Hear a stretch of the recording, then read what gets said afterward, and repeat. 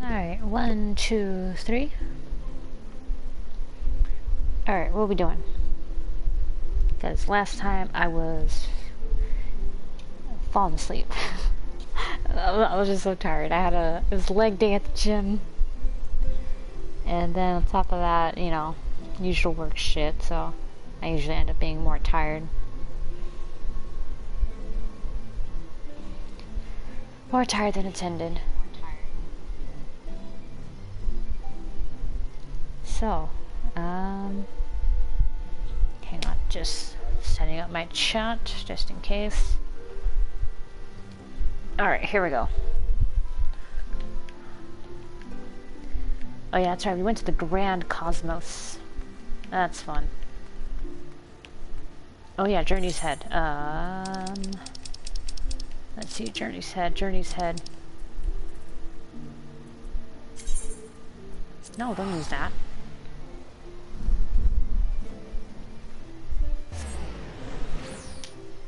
Alright, let's see what we got. So now we got a new party member. More, not really a legit party member, but at least some new dude to join us. Where'd he be? Oh, there. Alfie and Alisaie over here. Oh, Helric. Having broken light stranglehold on the first, I would like to believe they will one day recover. Yet, I fear that day may not come soon. Oh. Oh, because they're still like this. Beglu told me they wish to meet the worst afflicted. Helric.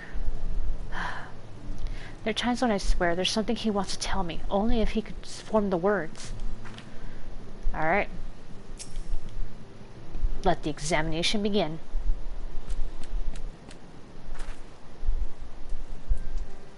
So this is Helric, is it?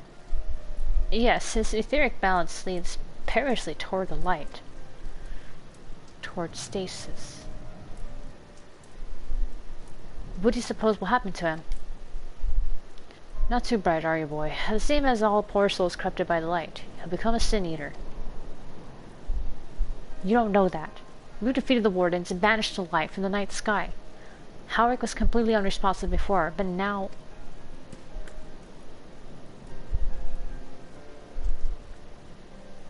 Oh, he's actually talking? Sort of. Making some kind of mouth noises. Then perhaps there is yet hope. If I may, there is a treatment I wish to administer to the patients. What sort of treatment? In the course of my studies of the soul, I once created a tonic which could temporarily stimulate the ether in one's body. After some refinement, it came to be used by the Knights of Everett. Then for far darker purposes. Lest it fall into the wrong hands, I swore never again to make it. But, for their sakes, I will break that oath. Oh, wow. It is not like to reverse the stagnation, mind you, but it should offer some measure of relief. Okay, well, something's better than nothing at this point. Alright. Oh, I guess I'm not allowed to give any to Helric. Sir? Stand still for a moment. I'm gonna pour this on you, okay? This Hudden tonic invented by Beglu during the time of Everett is said to revitalize the soul both figuratively and literally. Alright. Totten stares blankly at you. It would seem the tonic has had no effect. Okay.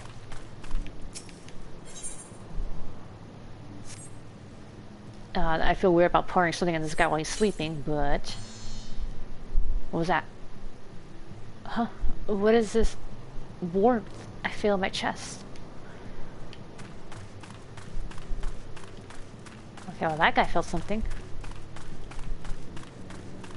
What about you? Come now, you mustn't fret.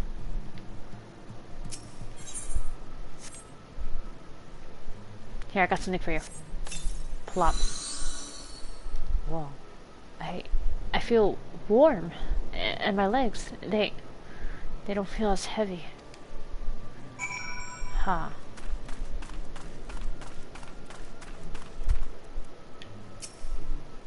You listen to me, Sari. Oh, okay. How you doing? Please let this work. It seemed to have some effect, but I think it only worked on those who were not as far gone. Totten was like, I think, almost the same level as Halric.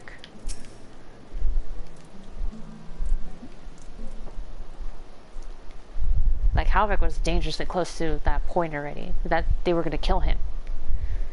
Mercifully. But, you know, it's still like... It's basically the equivalent of euthanizing someone, so, you know.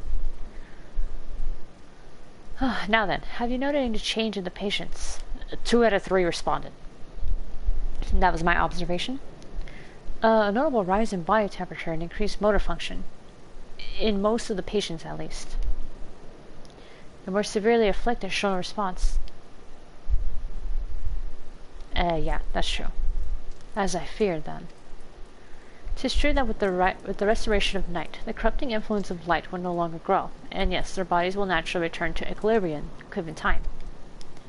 But this holds true only for their corporeal ether. Their incorporeal ether, that of the soul, is not so easily mended. Which is why those in the later stages of corruption, like Halric, appear unaffected by her tonic. Precisely.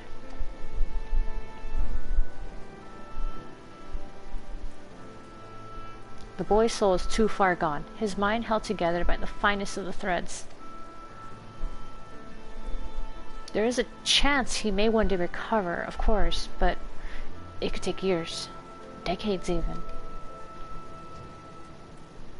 By the gods, he could wake up to find himself an old man.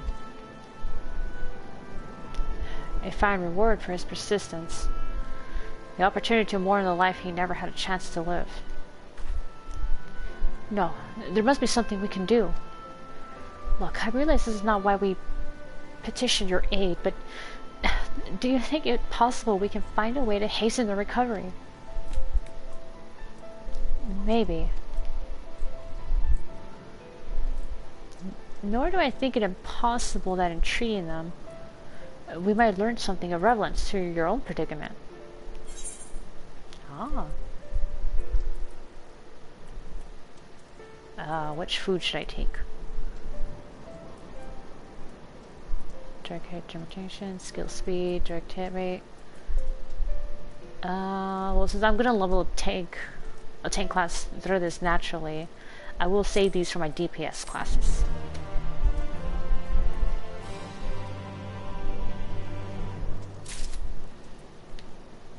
Okay. So what's next? Good for the soul.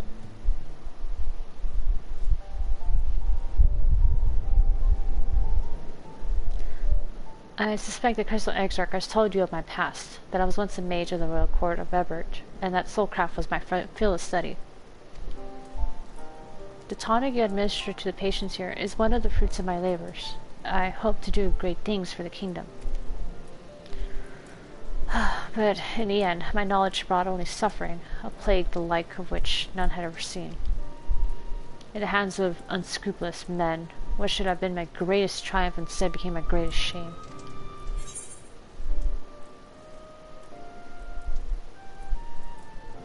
At least the warrior's light brought those responsible to justice, from what I saw in the vision, yes. Kicked their asses, they did, yes, I love it. And that they did. I shudder to think what might have happened had they not. But let's return to the task at hand, finding a means by which we might revitalize these people's incorporeal ether. Do you think it can be done? Were the sky still ablaze with primordial light, I would call it an exercise in futility. But now we may have a chance. The method I have in mind will entail the conjuring of a familiar. They are able to amplify the energies poured into them, making them the perfect conduit for the ether-vitalizing magics we still ultimately employ. If you're about to launch into a lengthy explanation of the metaphysics of your plan, don't bother. I'd rather get on with doing whatever it is that needs to be done if it's all the same to you. Whatever reagents must be procured or spells invoked, I'll do it. That's my girl. Chester. I admire your spirit. Very well. Your first task will be to gather the necessary materials. The purest of waters and finest of clays, as well as a fey lantern brimming with pixie magic. If you're convinced the resulting familiar could help the patients, fine. Alphinaud, the water and clay will be simple enough, but I think you know what we'll have to do to get the lantern. You don't mean... The pixies took quite a liking to us before. If we humor them with our company, I'm sure they'll be willing to help us. Or I could just do it and ask, because, you know, Veil is my buddy. My branch. Fine. We'll pay a visit to Eulmore, though I have never thought you would be the one suggesting going back there. I'm impressed you've been there at all, let alone befriended the Fey folk. Oh, while you're about it, seek out the Numo of Platini. They'll be able to supply you with water suitable for our needs. Right, let's get this over with, shall we? So long, my children. There still remains the matter of the clay. Might it prevail upon you to find it? Yeah. I would think that they would have been the other way around, though. But I guess it would have been too easy if I had Veil help me get some lantern. Clay from Alphinaud would likely be best. I know you have anyone who might be able to assist us? Clay. I could ask the miners at Twine? They're all about, like, digging up shit, so... Ah, yes, they'll be able to point you in the right direction, I am sure. While you and the twins are occupied, I'll see if there's aught else I can learn of the stagnation which afflicts the people here. Alright, here we go. Oh wait, what am I doing? I could just... teleport there. Twine!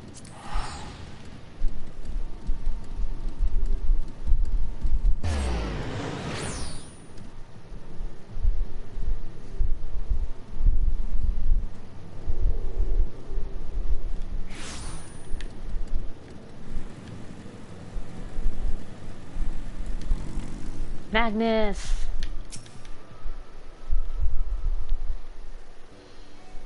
Sup? Sari, well, what a coincidence. You've come at a good time. We just this moment finished repairing the Talos, and Charlie, you lot took to about the ring. The Charlie was no trouble, but the Talos would have been another matter, had we not had a visit from Master Chai. He offered us a share of the leftover building materials from Daedalus Stoneworks, as well as a few trade secrets to help us along. Clever man, that Chai News. He seemed pretty keen on the ideas I had for putting the giant talus to work. Like a giant trolley. But Magnus still refused to see all the good we could do with it. You're entitled to your genes, Jarek, but that doesn't mean you can go harassing our guests with them. Master Chai was just being polite. And sometimes tells me Sari here didn't come. Oh, and something tells me Sari here didn't come all this way to talk about trolleys. What do you need, friend? Funny you should ask. I need some clay. Show me where it is and I'll dig it. I see. And this familiar requires clay from on the ring. Well, look no further. If anyone can find you some quality clay, it's us. Saying that, it isn't exactly a commodity nowadays, but there must be some lurking somewhere or other, waiting to be dug up. If I'm not mistaken, there was a time when they used to take clay from Mount Biren mines to make adobe bricks. Adobe? The place is swarming with coyotes now, but if you're after the good stuff, you could do worse than to look there. Coyotes? Pfft. That ain't nothing. I say as I'm actually slightly nervous of seeing real life coyotes.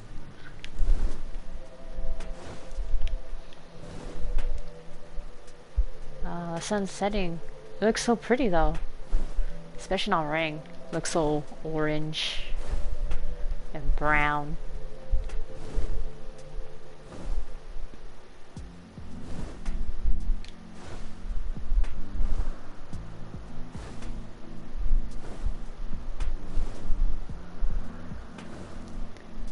This is a very different Thanaland. It's definitely more rockier.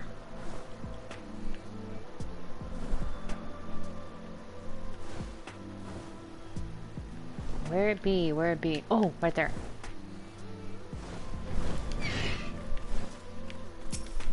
Alright, what do we got here?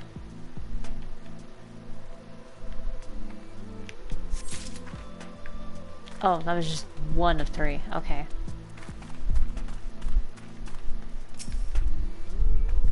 Alright, there's some here. Scooping it up. I don't know how much I need, but I'll try to fill my bag up.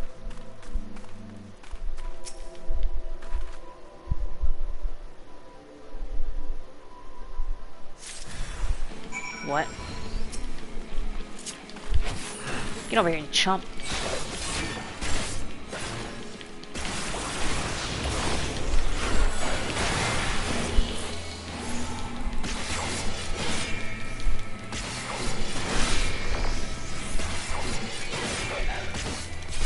Alright.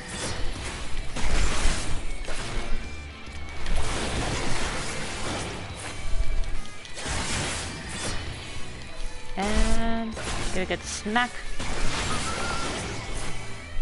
Look at that, barely even touched me. Oh wait, back loot. Gotta go back. Okay. Bam. No.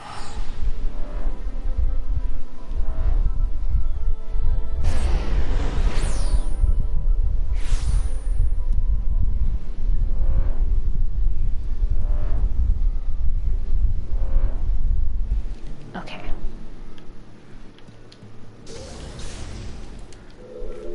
Hey kiddos, did you get what you needed?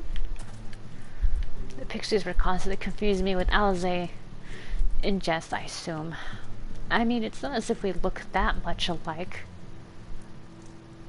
We, don't look that much alike, do we? I mean... anyway, Alisaie. That better be the only thing we need from the pixies. If I have to endure one more prank, so help me gods.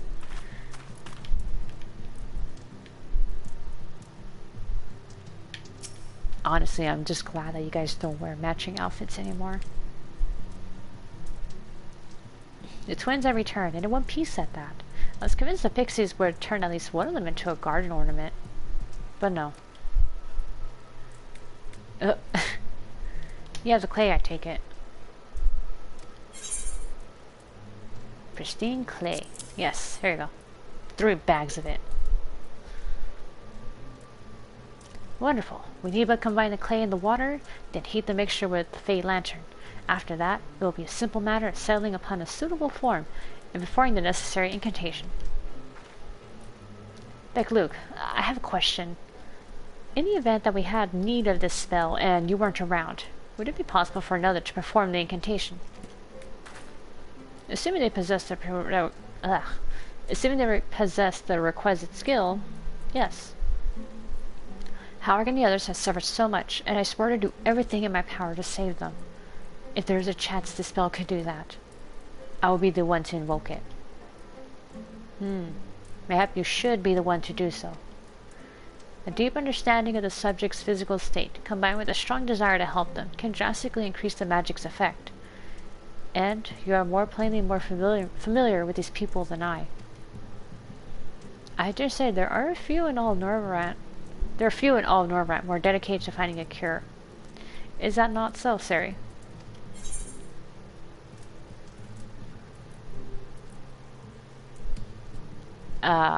Let's be optimistic. She's the best woman. I trust my Alisaie. Go forth, my child. Make me proud. I'll give it my all. For Halric, for Tisleen. Then, we are all of a mind on the matter. Alisaie shall be the one to conjure the familiar.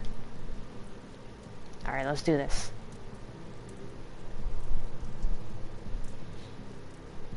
Alright, making familiars. Here we go.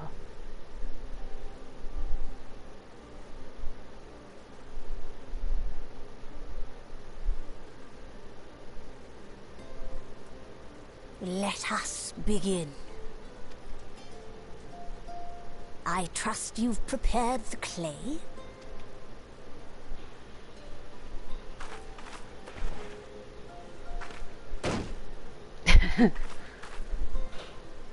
Very good. Now, I would have you sculpt for me a porksy. Pig thingies. Plump, with floppy ears and a short curly tail.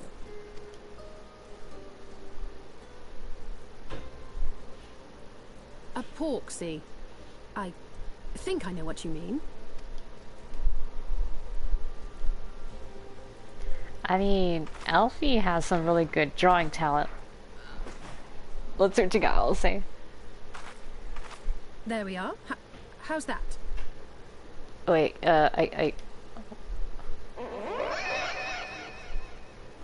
Okay, it looks like art isn't a shared talent. Well, it is certainly creative. There's no denying that. I mean, you know. Yes, I'm no artist. Very funny. Okay. Pay him no mind, child. Though it may look like a grotesque parody of reality, it is what the invoker believes that matters. Oh, okay. You're not helping. But I speak the truth. If successful, this incantation will turn imagination into reality.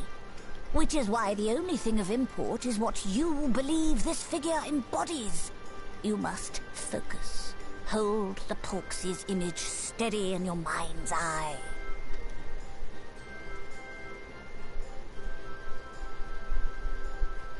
Now then, as I taught you, relax and allow your energies to flow.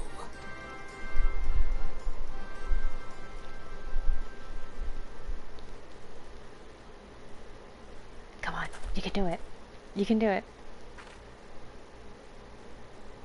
With flesh of clay I bid thee rise, on wings of dreams to touch the skies. What once was idle fantasy, I call forth to reality.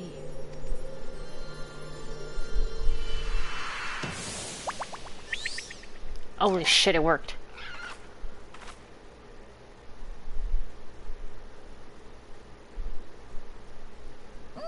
Not bad for a first attempt. Yeah. I mean, that was better than Now, I thought it was going let to us see be. what can be done for young Halric. I mean, not that I doubted you, Alisaie, of course. It's just, you know, I got a little worried with the artistic display.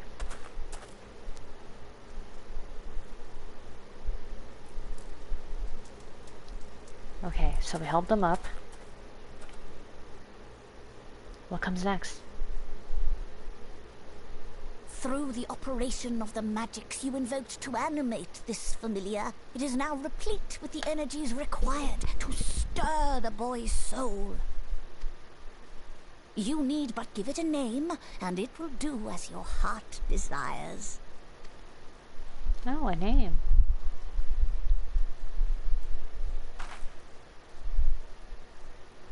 A name.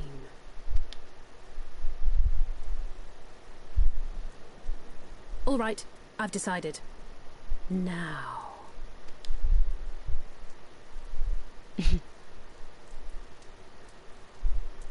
Go, Angelo!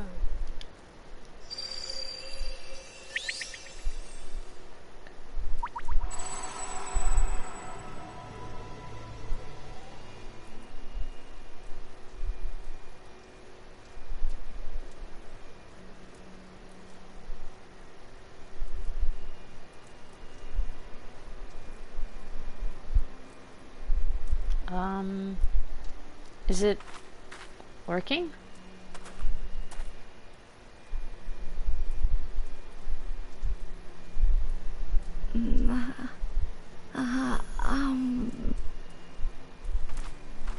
Mom?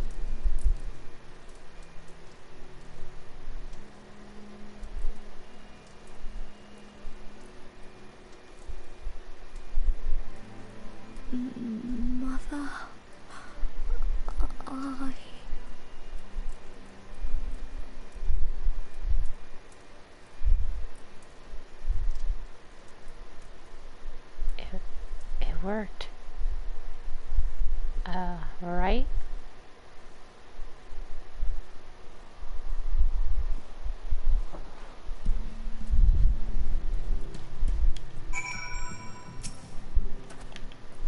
By the 12, it was only for a moment, he spoke.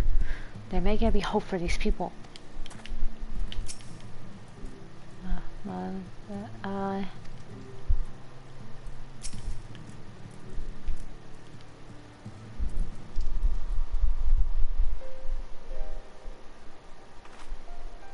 How is he, Begluk? Did it work? I believe it did. You and your fledgling familiar have done well. If my eyes do not deceive, a hint of color has returned to his soul. Gods. I would jump for joy if I weren't so exhausted.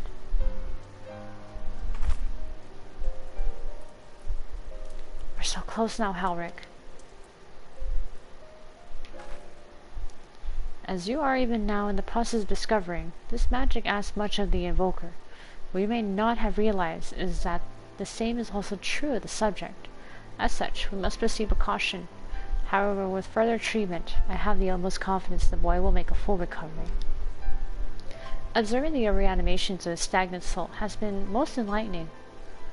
I will need time to put my theories to the proof, but I believe I can fashion a spell to produce the opposite effect. That is to induce stagnation,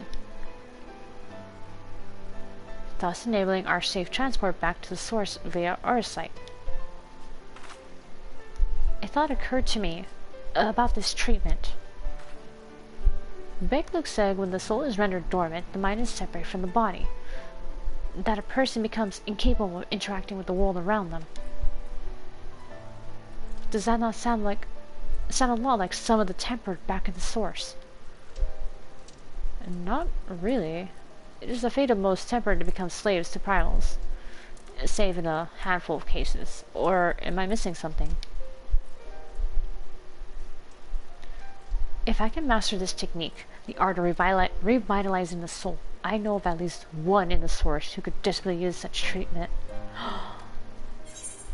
Gaboo!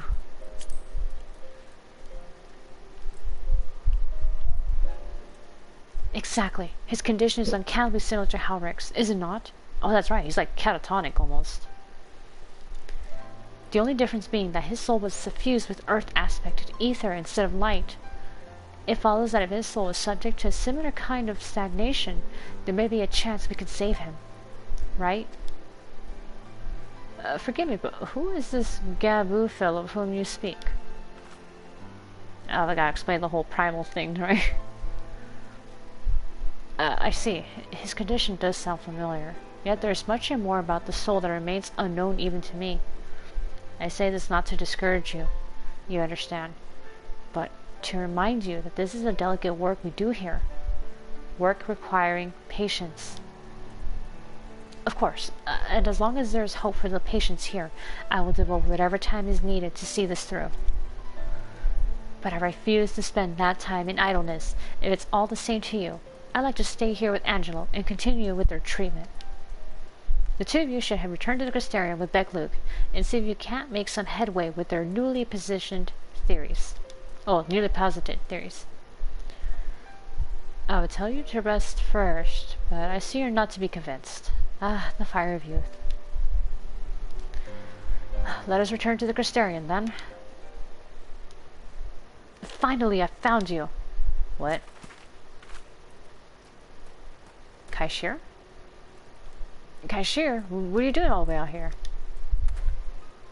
There's trouble back in Eulmore. Lady tries beside herself, sighing, pacing, a whole lot. Near enough begged me to go and find you. Sighing and pacing, you say? It must be urgent. I take it I will return to the Crystarium alone. Go on then. It's not as if I have anything for you to do. Thank you, Begluk.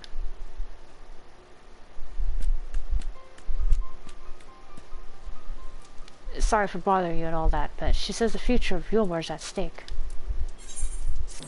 Wow, okay. You sure she's not exaggerating? Because she can do that at times. The future of Eulmore is at stake, is it? Well, do for that what you can, but keep an eye on Alphinaud, won't you? Would you? See to it he doesn't involve himself more than is necessary. Whatever could be so urgent for they to try to summon us thus? Let's find out.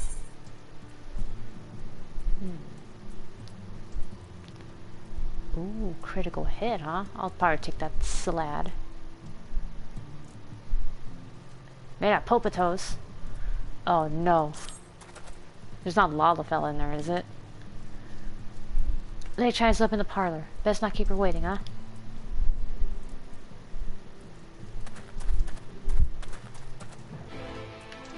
Oh, right, Eulmore. Bam.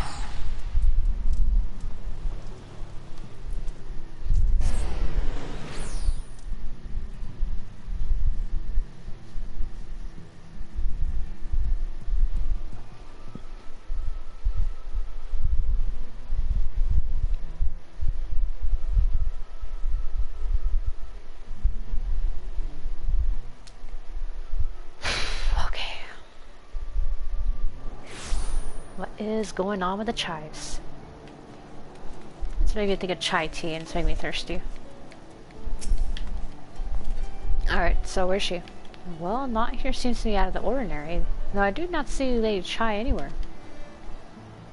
Probably pacing around outside again, staring off into distance and all that.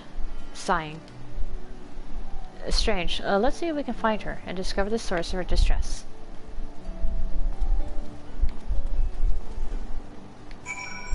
That way? Okay.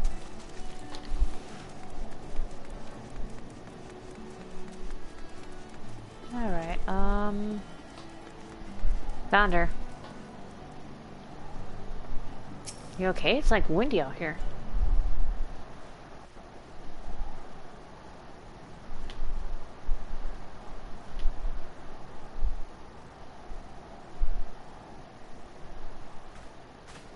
Oh, that smile from seeing Alfie. Oh, thank heavens you're here. Lady Chai, whatever is the matter? I knew not where else to turn. Oh, this is all too much for my poor heart to bear alone. Alone? What of Master Chai? But that is the very reason I summoned you. He's gone. What? What happened? Was that a word? It all began after the events at Mount Golg. With Lord Vorthry out of the way, we all agreed that a new leader must be chosen. And so you held an election? Yes, well, sort of. Not a single person volunteered to stand, you see. Oh. After a lifetime of leisure, we free citizens have grown somewhat indolent. Readapting to the harsh realities of life is trying enough, but to take charge of a broken city as well? No one wanted such responsibility. Nevertheless, Eulmore could not well do without a leader, and so we decided that anyone and everyone should be considered a candidate. And after we cast our ballots and tallied the votes, the mayorship fell upon my dear husband. Wow, a lot of people just thought that he was the best, huh? Well, given the manner in which he orchestrated the construction of the giant Talos, none could deny his leadership qualities. And on top of that, like, I mean, wasn't he expected to, like, take over for that Daedalus Stoneworks thing anyway? But even before then, he had proven himself at Daedalus Stoneworks, don't forget. He's more than qualified for the role. The perfect choice. Indeed. I told him as much when his victory was first announced. But perhaps I was too forceful in my attempt to encourage him. For shortly after that, he vanished without a word. Oh, right. And you told me that he doesn't take well to, like, very direct encouragement. Oh.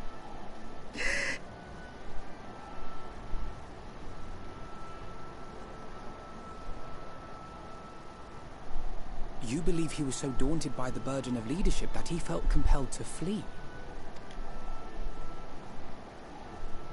Please, Lady Considering... Chai, dry your eyes.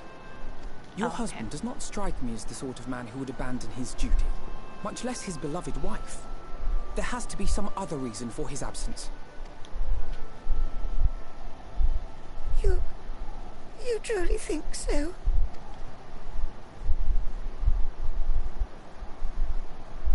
What about you? What do you think has become of my husband?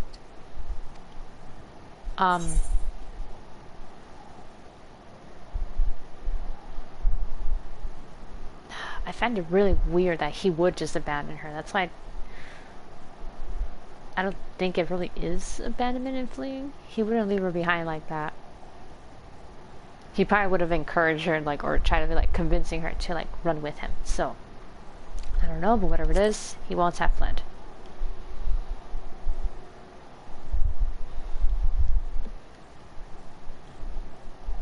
And there you have it, Lady Chai. You needn't worry. Master Chai loves you more than all the world, and he will return. Exactly. Wherever he may have gone, rest assured we will find him.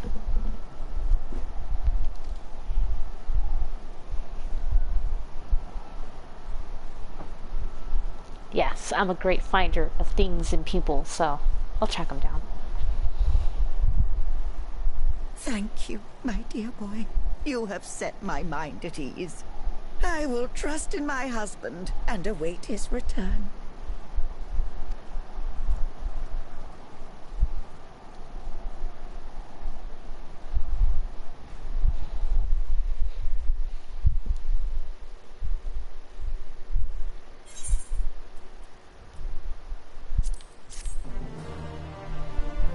Okay.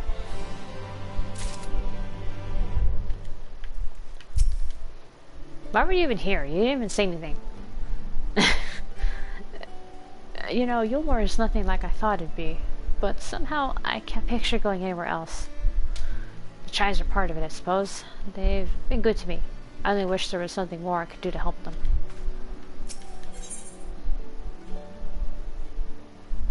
For all his comforting words, Alphinaud is plainly troubled by Master Chai's sudden disappearance. It makes no sense for Master Chai to have left without a word. But even if he had, he wouldn't have done so unobserved. Someone here will have seen something, I am sure of it. We should split up and inquire as to whether anyone saw him leave, or, failing that, if they have any idea where he might have gone. I will meet you at the Glory Gate to compare notes later on. Oh, okay, got it. I see a dude like laughing his ass off over here. I couldn't even read. Shit.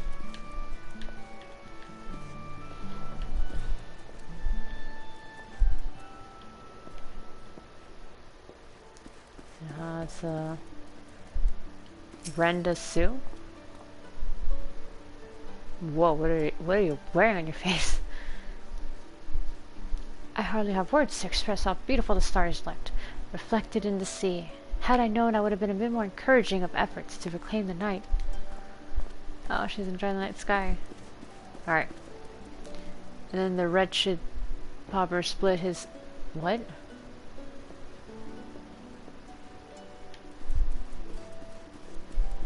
Wretched pauper? Split his head open. Hilarious. Oh.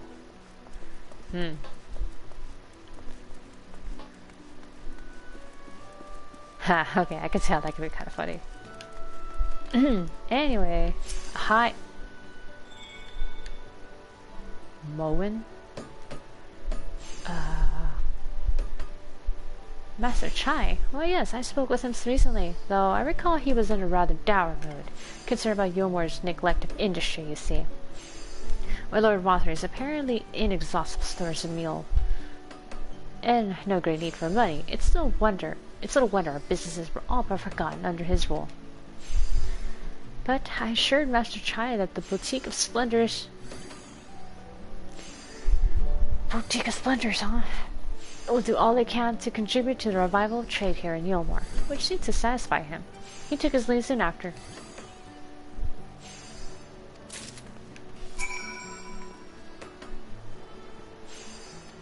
Oh, okay. You... You're Rowena's counterpart here. Alright, where else do I need to go? In the buttress. Is that the middle?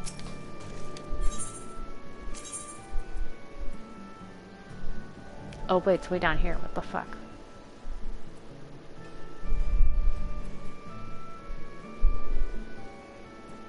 Oh wait, it's right there in the glory gate.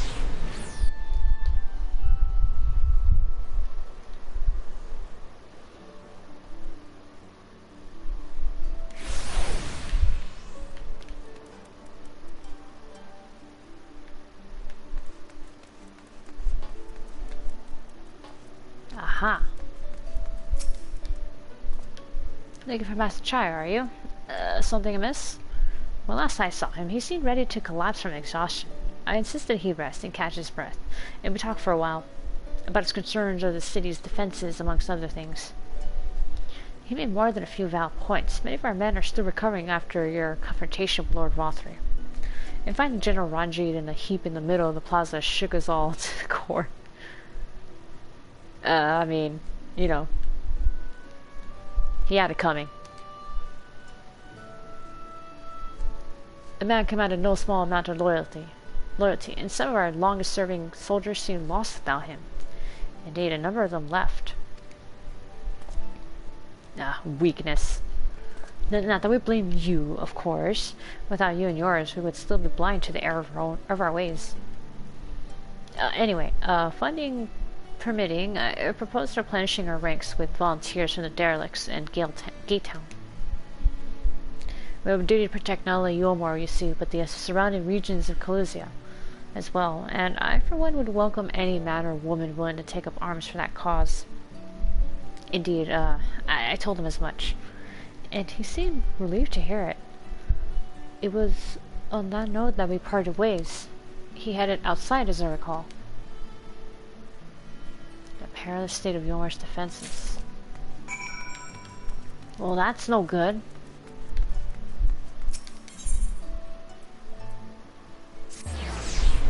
Okay, let's try this side.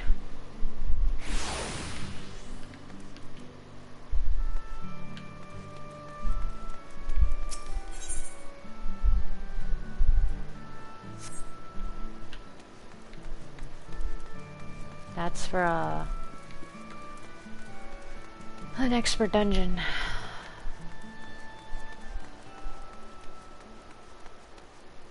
Oh, it's this guy. I recall a man fitting that description. Asked to speak with the poor buggers lately come from right. Said he wanted to know the state of things down the derelicts, and you can be sure we gave him an earful. Lack of food, medicine, clothing. There's plenty to tell. We hunt high and low for whatever we could scavenge. It's barely enough to fill our bellies. The Volunteer don't just want to survive, they want to thrive. When he heard that, he started mumbling to himself, something about finding us work, I think. Fair play to him, though. No, not content with having his ear chewed about the derelicts. He asked about the other settlements and all. After that, I can't really say. Looked like he was headed for Gate Town when I last saw him. The poor living conditions of Calusia's downtrodden.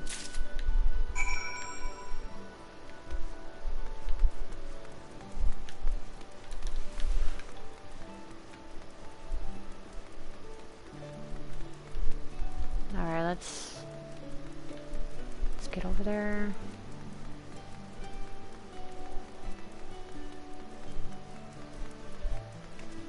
Oh no, I can't get over.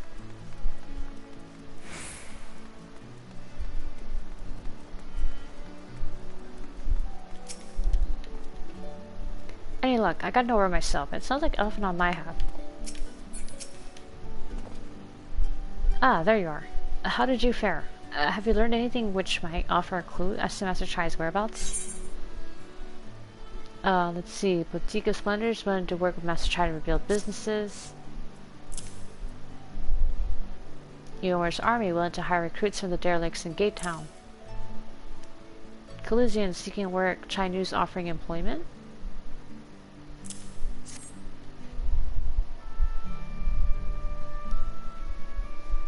Interesting. He apparently paid a visit to the Queen Bee as well. They discussed the possibility of granting admission to customers from outside Eulmore, an idea to which the proprietor was surprisingly receptive. Sounds like he's got big plans for the place. Eulmore, I mean, not the bee. Perhaps, but the question remains, where did he go after leaving the city? They said they last saw him heading toward Gatetown. It didn't take long for folks to start moaning after Vothra left. Now everyone in Eulmore has got something to complain about. Wouldn't want to be in Master Chai's shoes and keep that lot happy. All we know for certain is that Master Chai has shown great concern not only for Eulmore, but its surrounding settlements. It seems logical, then, that having consulted those within the city... Oh, excuse me. Those within the city walls, he would wish to do the same to those without. Sir, if you would go and make inquiries in right, I shall do likewise in Stilltide. Gatetown I leave to you, Kaishir. Fair enough. Where should we meet when we finished? Well, Top Rung would seem to me to be his next most likely destination. Let's reconvene there. With any luck, one of us will have stumbled upon him by then. But if not, we will be well situated to continue our search. True, true.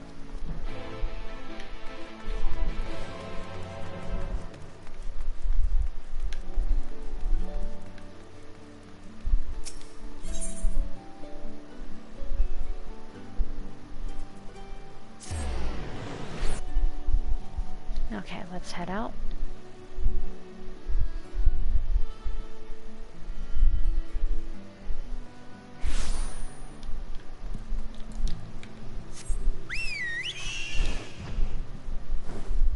Okay, we're going to right, huh?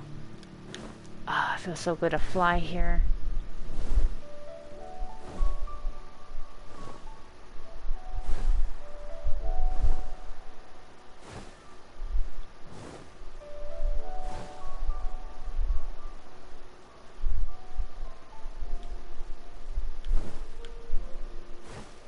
Okay.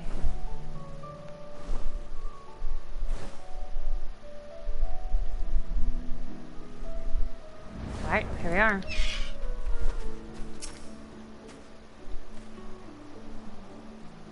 We've got to protect our food stores. Huh. No, the name doesn't ring any bells, but there was a rather dapper-looking Mistle gentleman here not long ago. We want to talk about relations between Wright and Eulmore, or rather the lack of them. We lost a great many people to the promises of meal and the chance of a lavish life among the free. And Rothray thought to take even more from us, conscripting the few able-bodied men we had left to guard his paradise. I need to tell you what happened when the Senators came. Such things are hard to forgive. But Rothray's gone now, and we're curious to see what will become of Eulmore in his absence.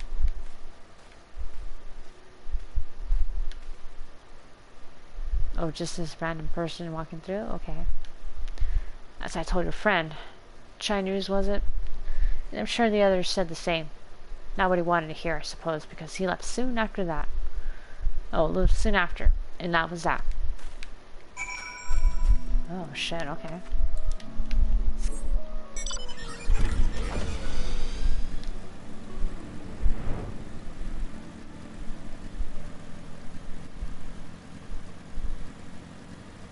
Okay. Are we down here, or...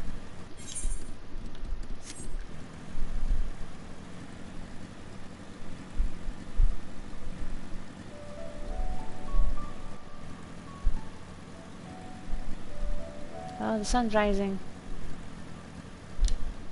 Wow.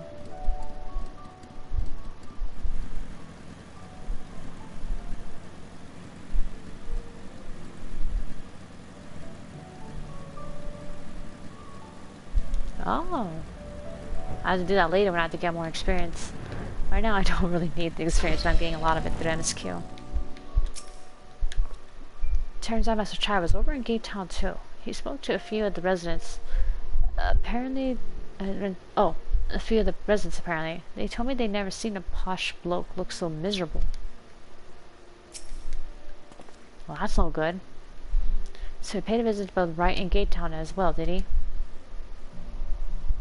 Yeah, that's about the gist of it. I see. Kaishir and I gleaned much the same. He seems determined to salvage what goodwill may yet remain among the settlements of Calusia. The only likely place he has left to go being Amity. Come, real quick, we may yet catch up with him.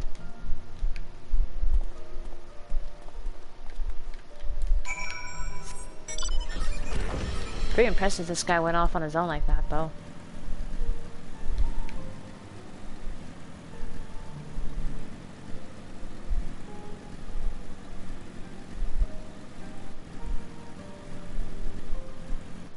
Okay. Ah, flying feels so good here. Oh, there he is. Hey, buddy.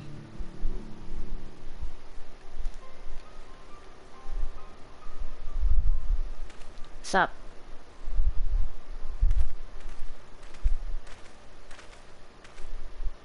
Sari, Alphinaud, Kaishir, what are you doing here? I might ask you the same, Master Chai. We've been looking all over for you. Looking for me? Whatever for? Lady Chai has been nigh inconsolable in your absence. She claims you disappeared without so much as a word. It begs returning you to her side. What in the blazes are you talking about? I left a letter for her in her chambers. Oh, I suppose she could have overlooked it. And when she gets an idea into her head... I can only apologize. Oh, hey, Catherine. Thanks for stopping by. I know, it's East Coast, Pacific Coast stuff, yeah. I'm in the West, so, yeah. But yeah, stick around as long as you can. I appreciate it, thank you. No harm done, Master Chai, but since we are here, might I ask what compelled you to come all this way? We're told you have been elected mayor. From what we have gathered from the nearby villages, you have been inquiring about the people's grievances. Is it safe to assume you mean to take office? Now, let's not jump to conclusions. I did seek to learn about the problems faced by the people of Calusia. That much is true, but I am by no means sure I am the man to solve them. Tackling our many challenges will require resources, and until I've secured them, it would not be right to assume the role of mayor. I see. And you believe said resources can be found here? Indeed, the people's grievances are many, but in the course of my inquiries, I have already met with several individuals willing to lend their aid in addressing them. However, there remains one individual crucial to my plans, a man whose counsel might yet make a mayor of me. Whoa. With respect, such forethought is in itself proof of your suitability. The city needs you, Master Chai, and I am certain this man of whom you speak, whoever he may be, will reach the same conclusion. For what little it is worth, we will vouch for you, and should you require convincing. Yes, we believe in you, Master Chai.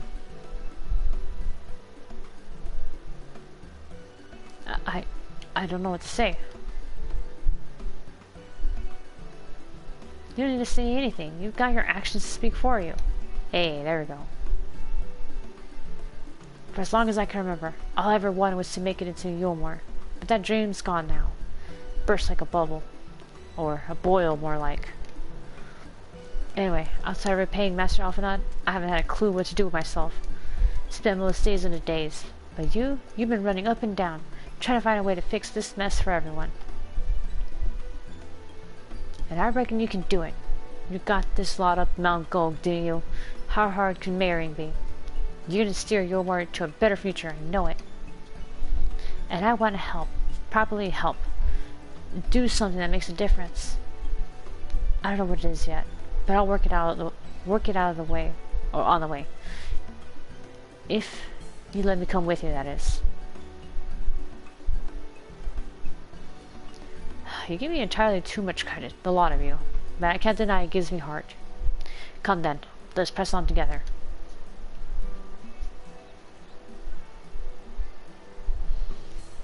Thank you, Master Chai. But we mustn't get ahead of ourselves. Eulmore needs more than a man with good intentions, which is why I'm here, to find one with the experience needed to see the city thrive. Who is this man exactly, and are you certain he's here in Amity? Rendon is his name, and yes, he is, or was. I had scarcely begun to explain myself when he decided his time was better spent elsewhere. He served as chief advisor to Valtry's father when he was in office. If Ranji was the mayor's right hand, one might say Rendon was the left. And between them, they kept Eulmore on the road to prosperity. The city needs more than a mere man of business, which is why I must find him. But even if you do, what makes you think he will listen? Before you're giving chase, might it not be wise to speak with those who know him here in Amity?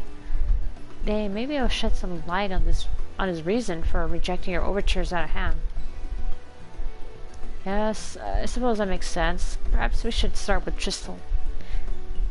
As I recall, you made rather favorable impression on him. I'm certain he will be willing to talk to us. Yeah, favorable, because we saved him from after you kind of got him thrown out a window. Hey, friend. Greetings, friend. And to you too, Master Chai. I presume you're here to ask after Rendon? I couldn't have overheard your earlier exchange. Yes, well, with all three gone, Eulmore wants for a leader. Should no one rise to the challenge, the city could very well collapse. I came here seeking Rendon's counsel in the hope that that we could build a better Eulmore together. And that's still my wish. But given how abominably you were mistreated there, I will quite understand if you choose not to help. Or not, Master Chai. I bear no grudge against you or the people of Eulmore, and I would not see you suffer for Valtry's villainy. As you no doubt gathered from your meeting earlier, Rendon can be rather uncompromising. He has his principles, you see, and little patience for anyone he deems less committed to their own. Your desire to right the wrongs of your past, or of Eulmore's past, is quite admirable. But I fear the guilt you bear on the city's behalf works against you. I can see it in your eyes, in the way you carry yourself. It goes without saying, he sees it as well. You must let those feelings go, Master Chai. Be more assertive. Commit to this course, and prove to him Eulmore has the resolve to change. The resolve to change. I believe he is heading towards the... what? Pit 8? Oh, that, I don't know, that looked weird. If you plan to go and speak with him, I suggest you be firm and clear in your intentions. Very well, to Pit 8 we shall go, and I will not take no for an answer. Nay, not even a maybe.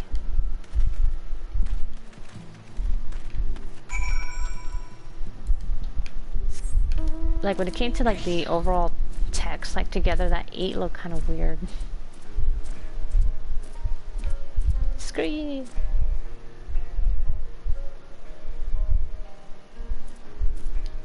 Alright, where is he at? Over here?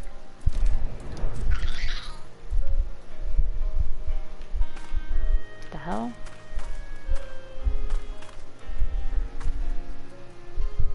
This is like a dwarven kind of thing.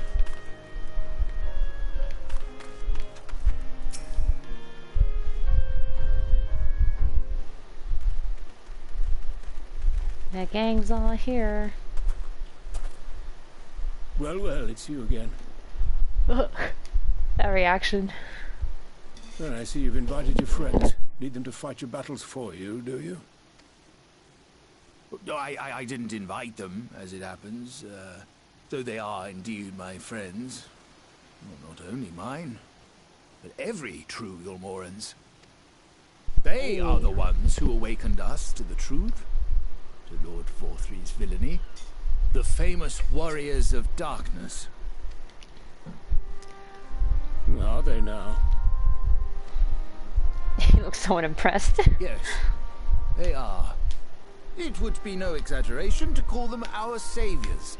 We owe much and more to their kindness, but we cannot depend on that kindness forever. To do so would be a little different from entrusting our affairs to Lord Vorthry.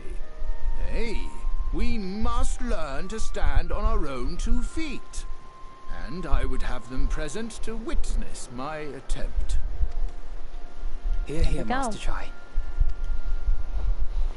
Your sentiments are admirable, but admirable sentiments do not a nation make.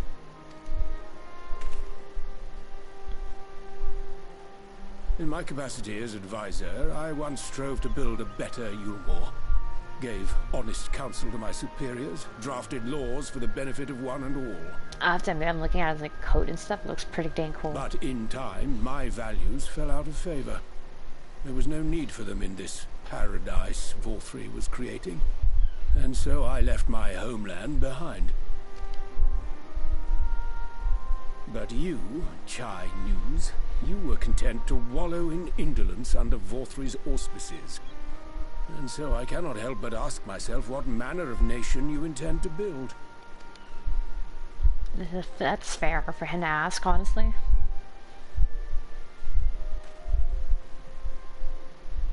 I can offer no simple answer to that question.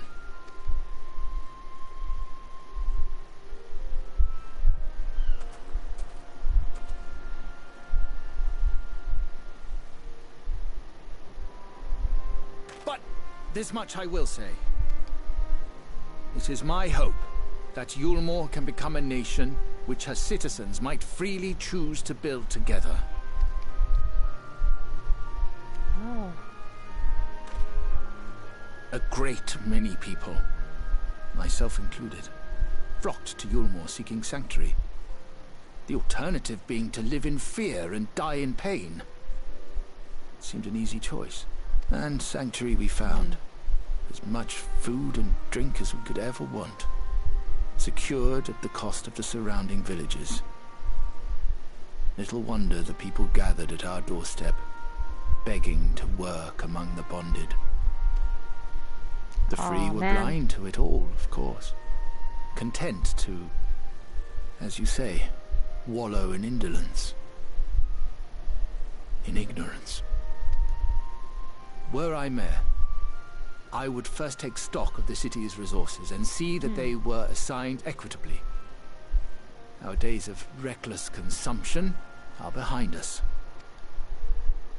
The distinction between free and bonded died with Vorthry. The needs of rich and poor alike must be considered if our nation is to survive. Okay, so far so good. I would take steps to secure channels for supplies, rekindle relations with nearby settlements, re-establish industry, reach out to neighboring nations, and the list goes on and on.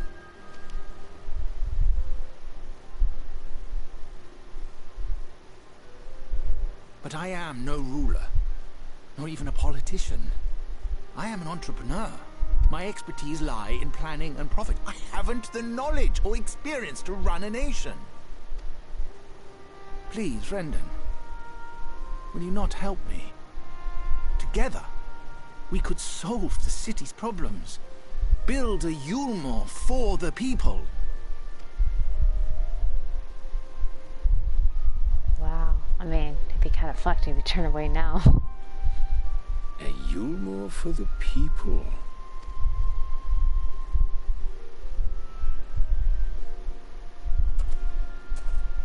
I rather like the sound of that.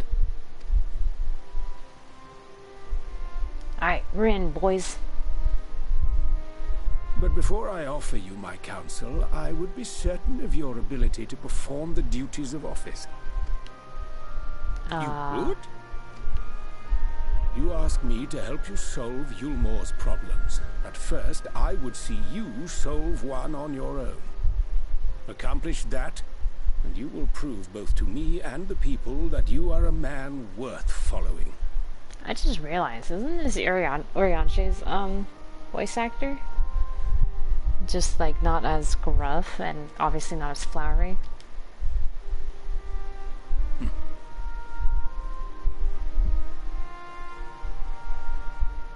Because I feel like Orianche is just a little more deeper, but I think the voice actor probably does that. Imagine it. If Eulmore or even a bloke like me could help to rebuild. A bloke.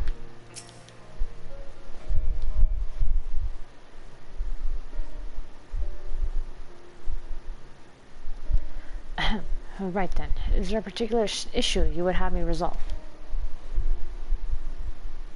You seem to have conducted an assessment of the problems Eulmore now faces. I assume you will agree, therefore, that the matter of dwindling food stores is the most pressing. Yes, meal being neither a desirable nor a less sustainable option. I assume alternative foodstuffs are now required to fill the void. And a man who hungers is not like to contribute much to society. Save violence, perhaps. So tell me, how do you propose to solve this problem? Give me a satisfactory answer. Now consider offering you my counsel. Alright. Oh man, he's already like thinking long and hard about it.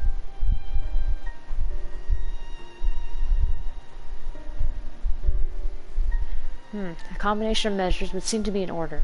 One to address the immediate issue of supply, and another that of production. Go on.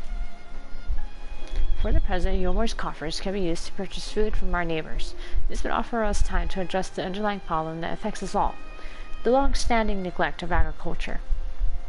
The village that once served as a source of trade for foodstuffs must be repopulated, their means of production restored.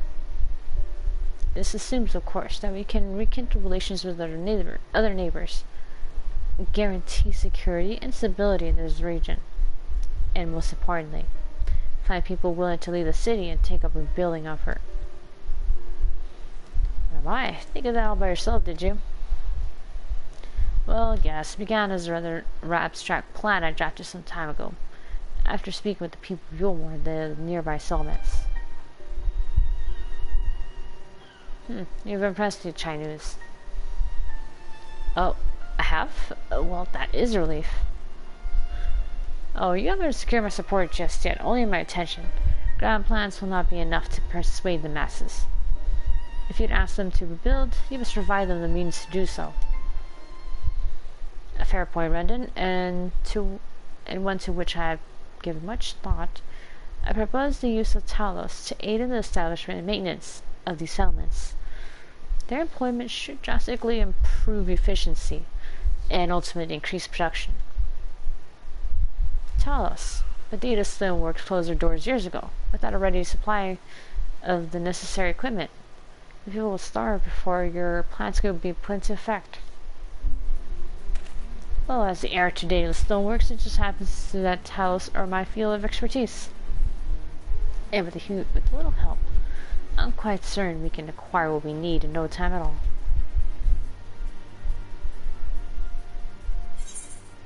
Alright, let's get some food.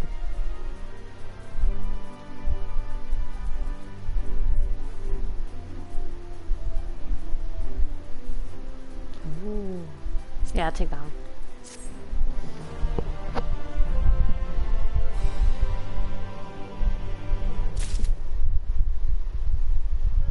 Oh, my sister sent me messages to like not forget to watch She-Hulk.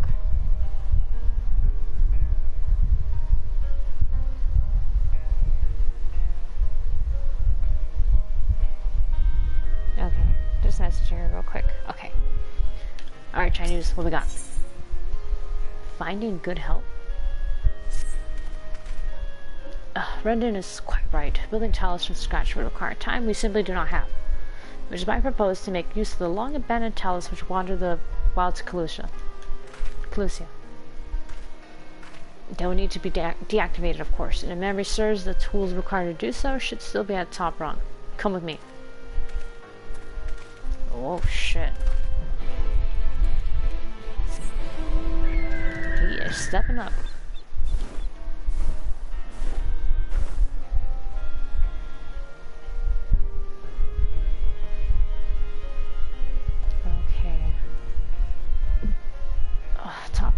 the elevator thing.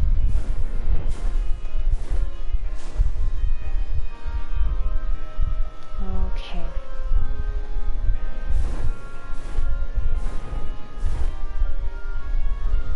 Wait, what floor are they? Oh.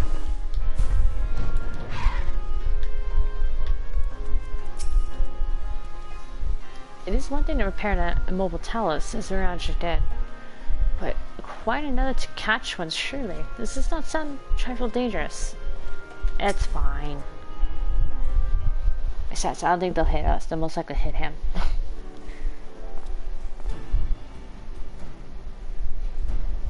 Aha, the old memory hasn't let me down. This chest contains canisters filled with a dashingly potent insulating powder capable of halting the flow of ether and talus. We need only to get within throwing distance of one and let fly. Thus disabling without damaging them. Ingenious. No trick of the trade, nothing more. Once disabled, it should be a simple enough matter to get them to march to Eulmore. More extensive repairs can wait. Ordinarily, this is where I would ask you to run along and do the deed, but as I have said before, it's high time we learn to stand on our own 2 feet. Thankfully, throwing canisters is something even I should be able to manage. Come off it, Master Chai. Even if the talus ain't a threat, there's 101 other things out there waiting to make a meal with you. That's as may be, Kaishir, but Rendon tasked me with solving this problem. And I will not sit idly by while others risk everything to see my harebrained schemes realized. Not this time. Which isn't to say the mere thought of it doesn't fill me with dread. Truth be told, I can't feel my legs. If I'm to prove I'm a man worth following, I must lead by example. Dang, he is really stepping up. Well said, Master Chai. Okay, here. Ain't afraid of a little trouble. Let's do it. Yes, well, it should go without saying that I have no intention of dying for this. I've always preferred living to see the fruits of my labors. And to make sure I do, I'll require your help. As Kaishir says, these lands are dangerous if one is not careful. I would ask you to use my spyglass to look out for any beasts that could get in the way of my work. I'll also need to alert me when it's safe to subdue the talus. Understood? Alright, I'll take that. Good. Let's be off on the quick way. Through the north gate and see if we can find a suitable vantage point for you. Vantage point? Ooh, this is gonna be fun.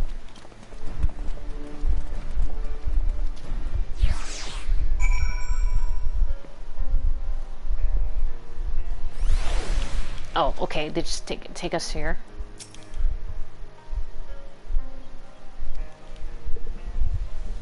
Alright, what we got? Let's see. He needs to turn around. Now! Wait, why isn't it working? Was I supposed to... Okay. Okay,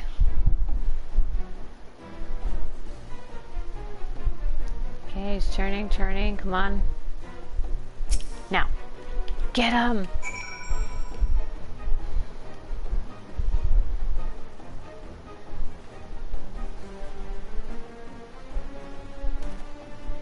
Oh wow, it's really big.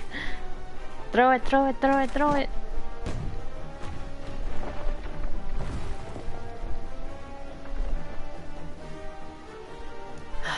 I did it? I did it. Let's move on to another talus, shall we? Alright, now he's got his little confidence boost. Oh shit. Of course it's not alone. Calm yourself, little boy, everything will be fine.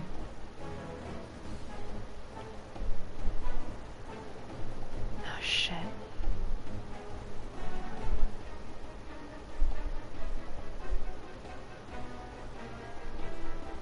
Ah man, I had to move. Why? Now if I click it, it's gonna... Yeah. Okay. I got nervous. I should have just gone.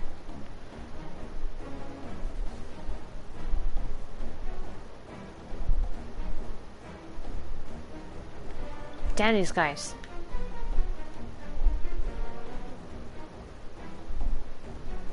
Come on, come on. Turn around. Turn around, bright eyes. Every now and then I fall apart. Go, go, go, go, go.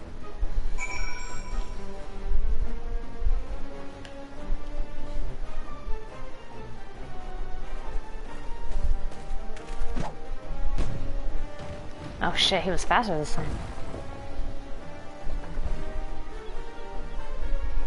I do believe I'm getting the hang of this. Oh.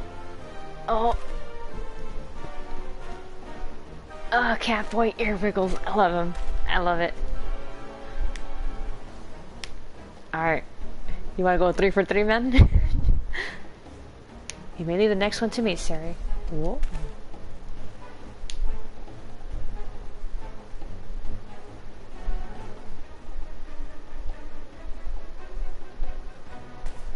Oh gosh. Oh wow, he just straight up ran up to it.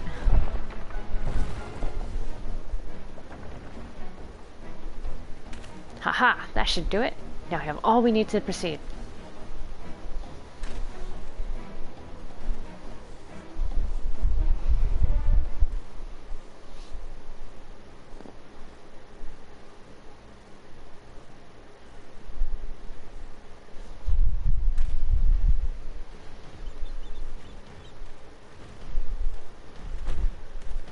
Holy shit.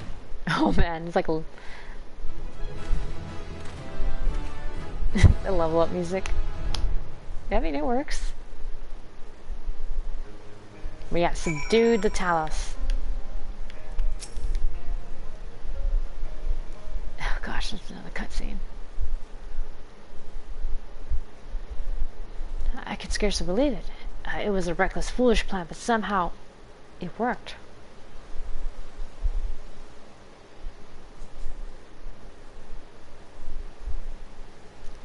I did it. Yep. Yeah, you did, sir.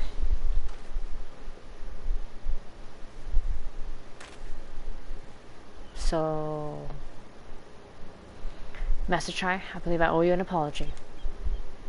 Your plan to replenish Eulmore's food stores showed the forethought and sound judgment.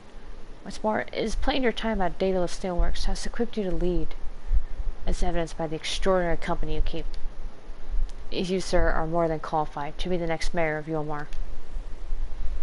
I thank you for your vote of confidence, but the fact remains, I am wholly ignorant in the world of politics, which is why I would ask you to join me and grant Eulmore the benefit of your counsel. I will be honored. Alright. When the people behind the... Wait. When the people behold these Talos, I have no doubt they will lend you their support. It would seem Eulmore's leadership is at last in capable hands. Would you not agree? I think so too. Oh. You gotta hit me twice with that. We should probably be getting back soon, Master Chai. After you've tinkered with the Talos and all that, Lady Chai is worried sick.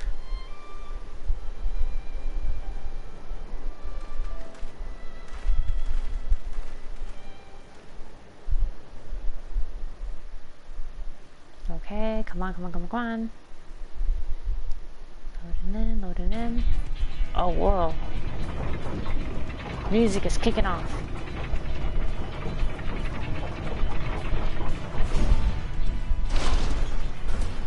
Right. Right then. Form a line and make for Eulmore. Oh shit. Oh, at least I can follow simple instructions.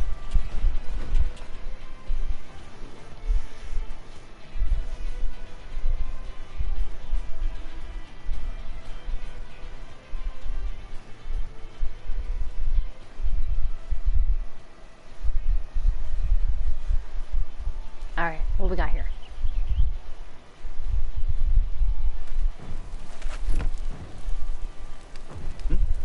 What's that noise? You turn and see like big old stone robots heading over to you. Wicked White! Runaway Talos! Call the guard!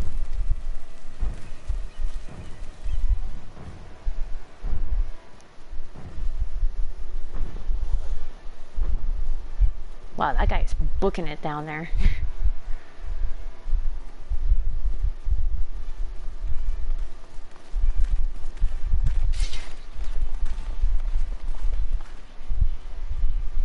The one guy. Oh, two. Stay back! All of you! They only got 2 guards.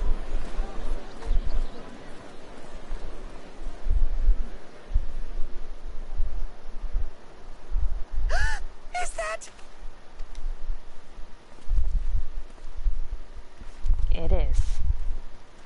Darling, you're back.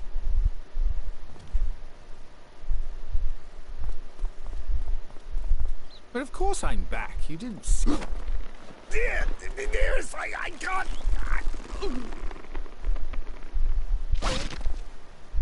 Oh no, you killed him! Oh, oh dear.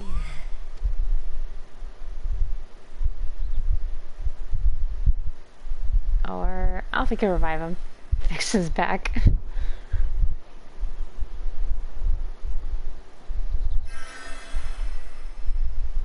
There we go. Thank you. Good as new.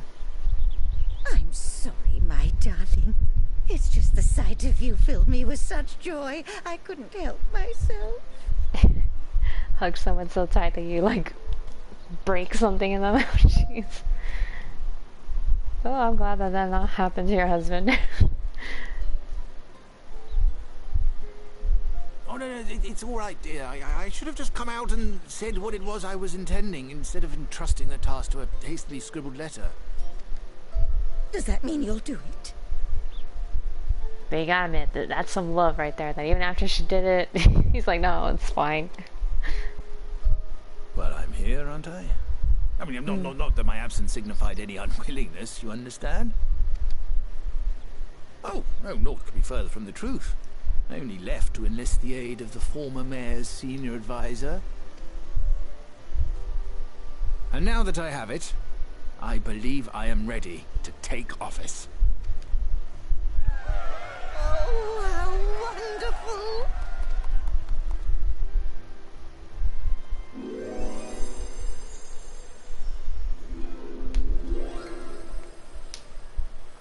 Aww.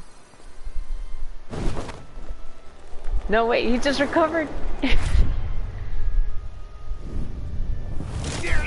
Please!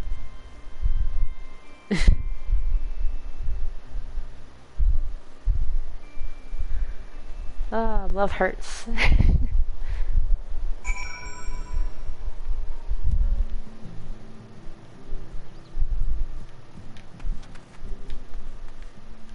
You okay? You're not you. Meant to. I'm fine. I just need a moment. But thank you again for finding my husband. I confess, I was not expecting your return to be quite so grand. That dear, sweet man, he is going to make the most wonderful mayor. I just know it. Well, that's a random person. I thought that was actual. I dare say the future of Eulmore has never looked brighter. Alright, let's get this over with.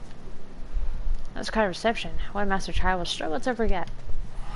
More seriously, the arrival of the Talos has seized the public's attention.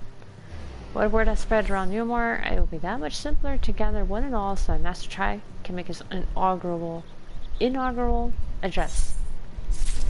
I have to stay around for that, do I? I don't like this politics stuff.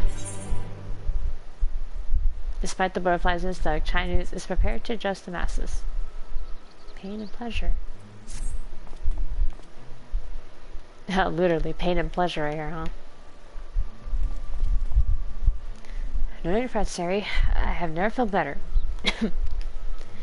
And, not at all overawed by the prospect of adjusting the assembled masses of Eulmore. As for where to do it, if we're to accommodate everyone who might feasibly wish to attend, I suppose the only place large enough would be the emergent. Then I will go and spread the word among the citizens, both free and bonded, that they are to assemble there to meet their new mayor. You there, Guy Shear, was it? Would you go and inform the residents of Gate Town, the derelicts? Of course I will. Good lad. I'll let the guards know not to bar the way to Vothry's chambers. It goes without saying that I expect the Word of Darkness to attend.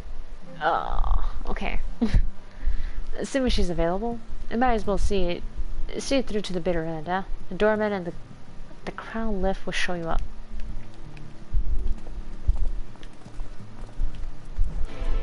Why? Why am I always invited to these things? Oh, it's the whale. Okay, fine.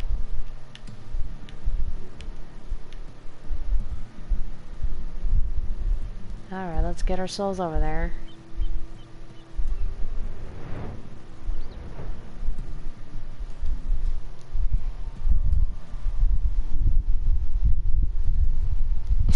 Crunching hug. Alright, we made it.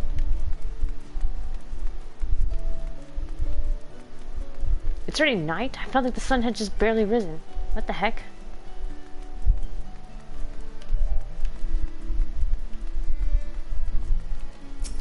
Then again, I feel like that every day in my real life, to be honest.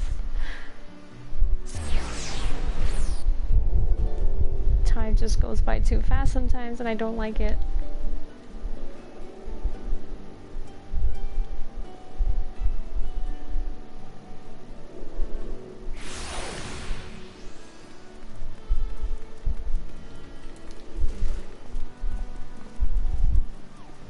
Okay, let me in. Ah yes, Master Chai told us to expect you. The emergent is already filling up with people of all persuasions. Free and bonded, citizens and non-citizens. But for you, our guest of honor, we have reserved a place at the front.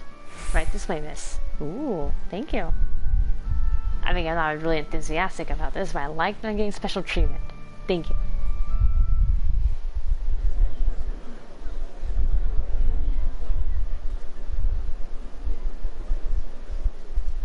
Alright, let's go.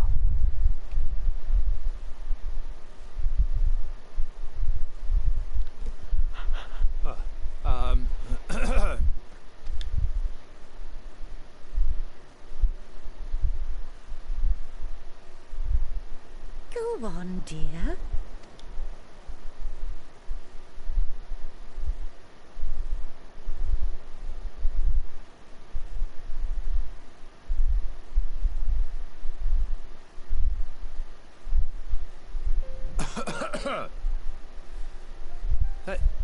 Thank you all for gathering here today. But before going any further, could I ask the free citizens of Eulmore to look around?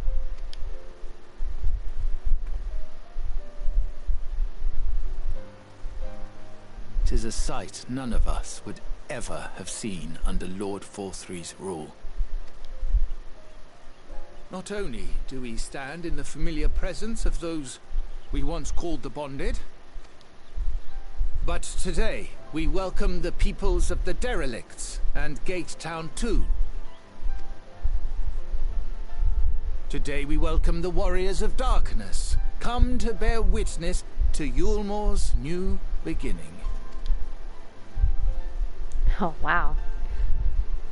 Thanks for the recognition.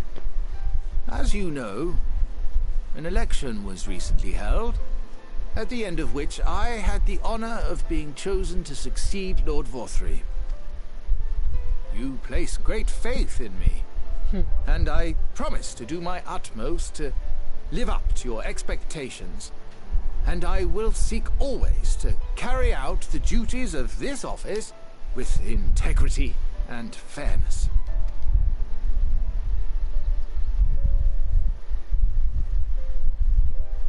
Always, I say, but not forever. Let it be known that I do not intend to hold this post indefinitely. I consider myself but an acting mayor, who will serve only for the interim, while Eulmore is reshaped according to a new set of values. Huh, well, I mean, that's better than nothing. He's trying to stabilize this thing so it's not such a big mess for the next guy.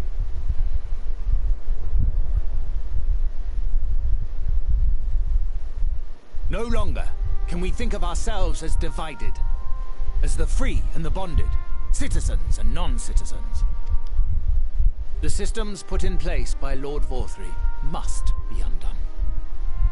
But even as we tear down the old, we must give thought to the new, to what manner of nation Eulmore should become.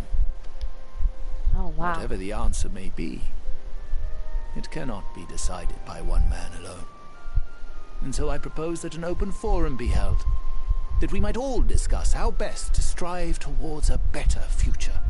However, there can be no talk of the morrow unless we first address the issues of today.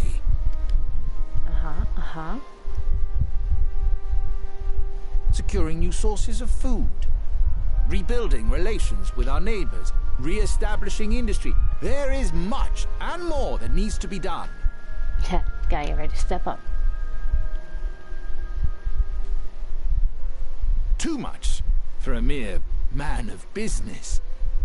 And so I pledge instead to do everything in my power to ensure our city's security and stability while we all work together to see these problems solved. The road before us will not be easy, and I know full well how daunting the prospect of honest labor may seem to some of you. And then? But we must accept the reality of our circumstances. We must move forward. Alright, moving forward. Here we go. I like that. This much we owe to ourselves and to the brave heroes who risked their lives to bring back the night.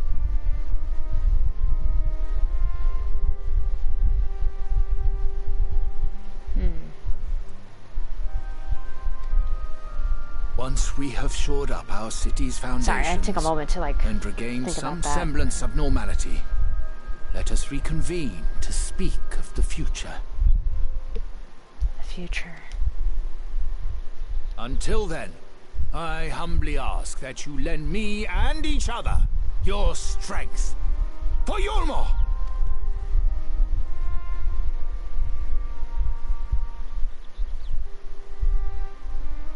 Oh gosh, they're all so quiet.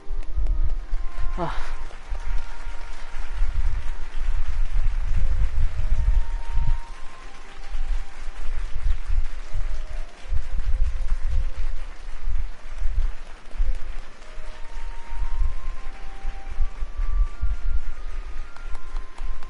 Alright.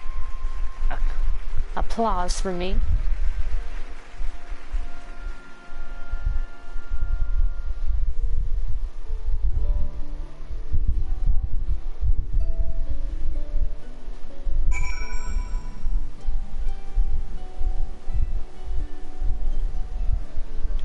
Oh shit, they're all right here.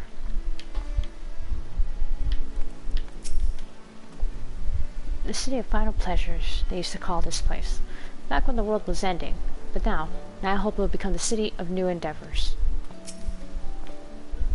Wasn't he simply wonderful? Seeing him take charge of the room as he did. Oh, it reminds me of why I fell for him in the first place. Aww. Now our work can begin in earnest. I very much look forward to seeing this Eulmore for the people. Seeing everyone come together like that. It was beautiful, that was. Aw, he got emotional. Oh my gosh, it's like a cutscene after cutscene. What can I just play? That was a fine speech, Master Chai. I believe your words stirred every soul in attendance. Stir them to action, I hope. If I have learned anything from all this, it is that change begins with the individual. It has been a matter of finding the strength to take the first step. Soon my fellow Eulmorians can. It shall be my honor and privilege to help them walk in this walk this road we have chosen. We must not forget the individuals who made all these changes possible.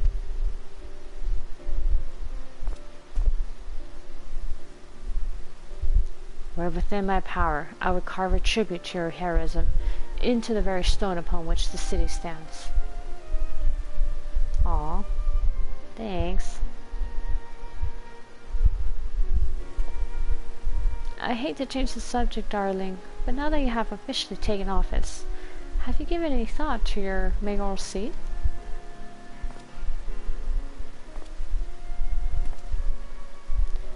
We will not be moving into the emergent, dearest. It's too big, for one thing, and too far from the people for another. We will retain our current residence, and I will govern here in the parlor. Oh, I was hoping you'd say that. I much prefer the view from the parlor. Begging your pardon, Master Chai, but have you got time for a word? Who are these guys? Oh wait, they're from the derelicts. Yes, of course. Hasn't been? That's me. I liked your speech, but there's folk outside these walls that don't even have enough food to last till tomorrow. Excuse me. And more who's counting their crumbs. We will plan to change that. I want to help set things in motion. There'll be much to discuss. No sooner do I take office than my work begins in earnest. Well, I suppose I brought it upon myself. Thank you again for your help, Sari. I hope to see you again before long. Alright, see you guys later.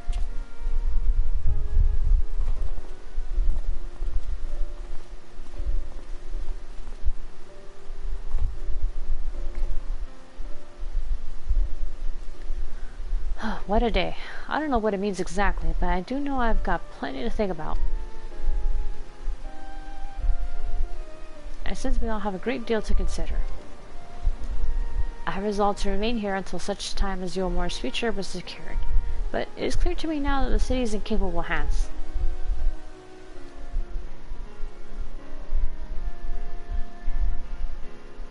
I have every confidence they will find their way, and I believe it is time we went on ours. Yep, we got big fish to fry.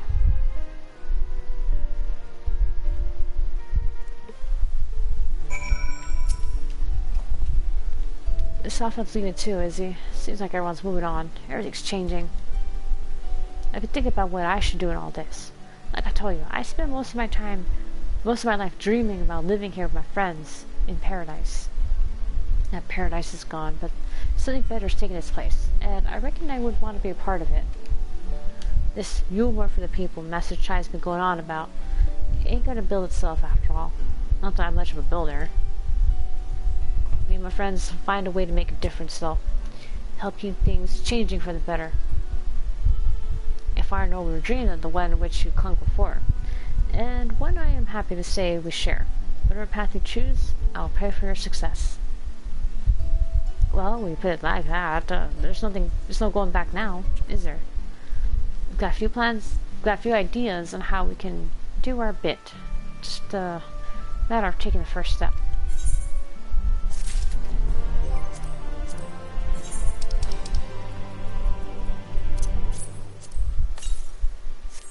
Okay, what we got next?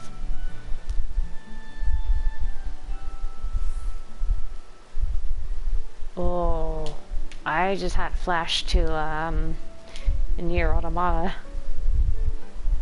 Wasn't one of 2B Sword's virtuous vow? Alphinaud wears a satisfied smile, seemingly content with the state of Eulmore.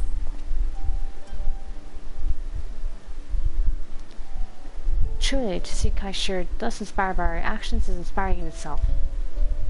Yet, however much I may wish to stay and see what comes of his efforts here in Eulmore, we have matters of our own to attend to. Come, we should return to the Crystal Tower. Mayhap Luke's studies have borne fruit in our absence.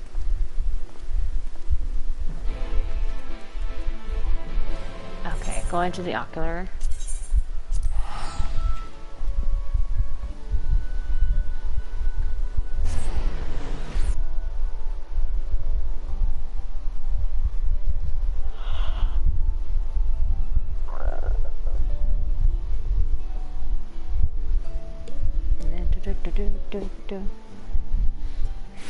Alright, here we are.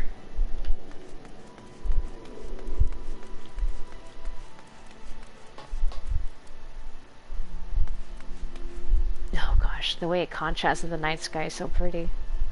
Oh, it's a full moon.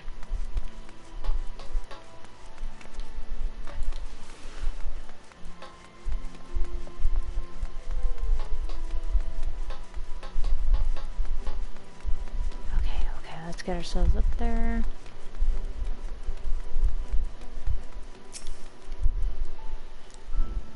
Yes, let me in. Yeah, the Crystal Tower at night is just so pretty. And I do love the Crystarium at night too. I love the music that plays.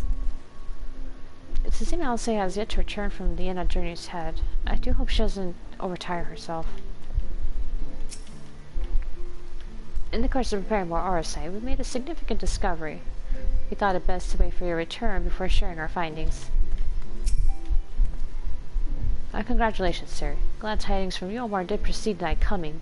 I'll see that Thancred and Reen hear these momentous events, that they too might take joy in that which thou hast helped to bring about.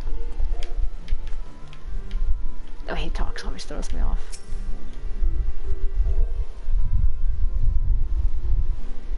Alright, here we are. Welcome back. We're going to understand a new mayor has taken office in Eulmore. Yes, you're welcome. Indeed, our good friend Master Chai was elected by popular vote, and, after some considerable soul searching, chose to accept the post. It's a shame you weren't able to attend his inaugural speech, though I have no doubt you will see more of him in the future. But tell me, how fared you in preparing the White Orsite? Yeah, how'd that go? Our work did not proceed quite as expected.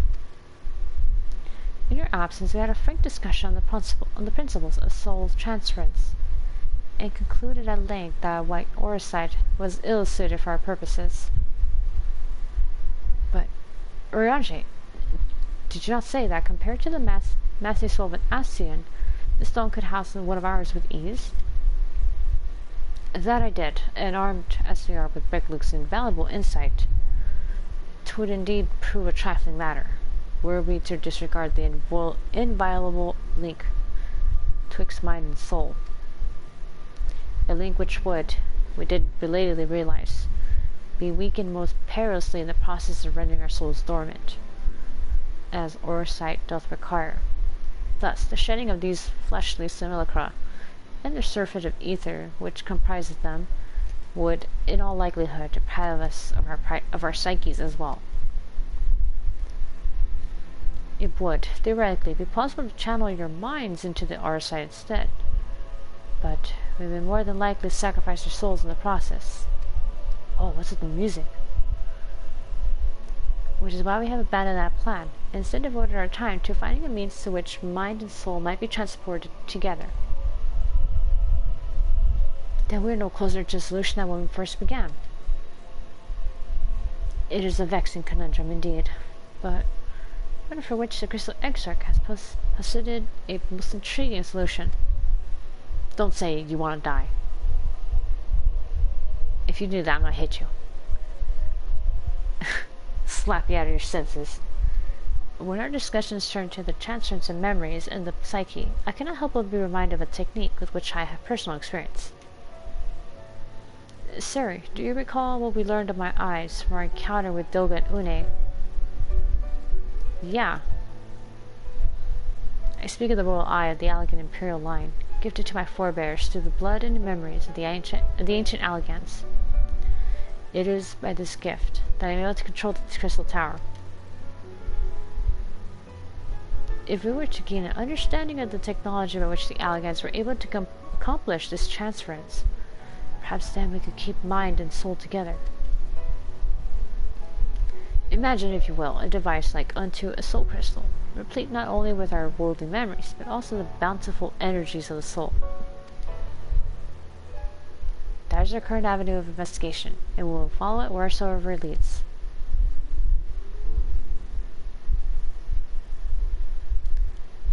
While we're thus engaged, I think it best that Sarah return to the source and inform Cryle and the others of our findings. Agreed. I imagine Totaro will be relieved to hear we made a progress of sort. Then I would beg leave... Yeah, I would beg leave to relay our findings to Thancred and Reen, and to assist where I may in their investigation of the empty. Yes, please do. Should we have needed your counsel, we will not hesitate to summon you. Alright, see you around, Urianger. Bye.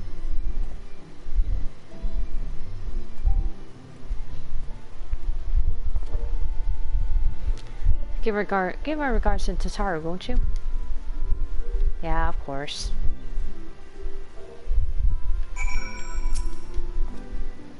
Mark my words, Sarah. We will unlock the secrets of the Alphinaud and see the others return home. There was a time when I thought these eyes were a curse, you know. But for what they have enabled me to do, and what they may yet make possible, I see now they are a blessing. Aww. I pray the link to their bodies in your world will endure a while longer. Should it fail, our efforts will be for naught. Alright, let's head back.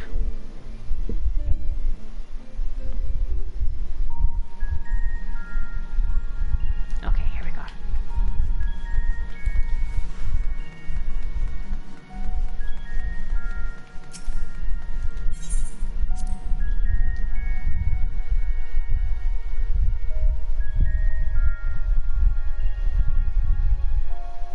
Okay, Mardona.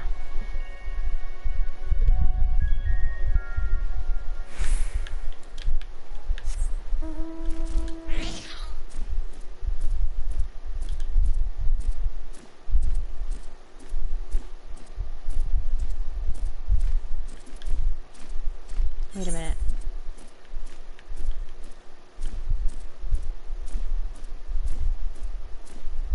Huh. I mean, I might still have the blue marker on it, but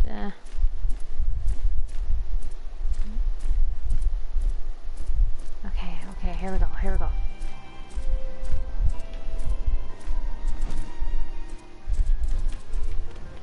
Oh, come on.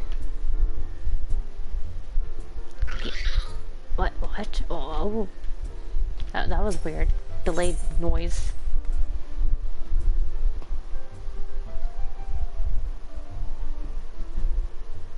Oh boy, here we go. Time to tell the tower the bad news. Sarah, you're back. How did everything go in the first? Wait, don't tell me. Cryle will be here shortly. She'll want to hear her too. She's just tending to the others. Their bodies. I mean, God, I don't think I'll ever get used to saying that. Anyway, you can tell us everything the moment she gets here. Several cutscenes? Oh, shit. I mean, I don't know. Okay. Wait for Cryle's return.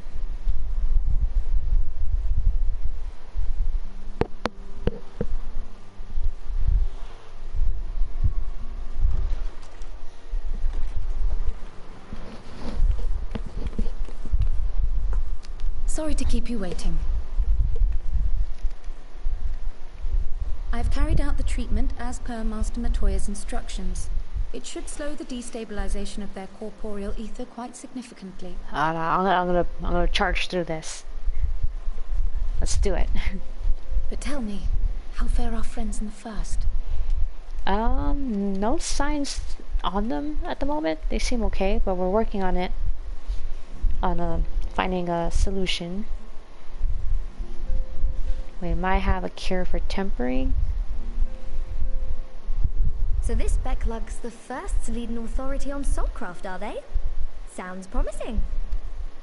And Urianger's proffered solution of white auracite is rather ingenious now that I think of it.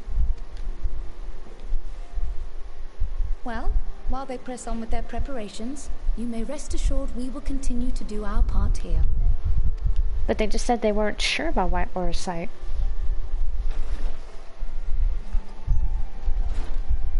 Oh, you're back. It's our boy.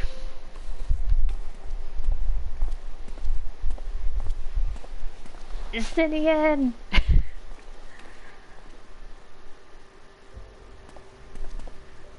None the worse for wear, I see.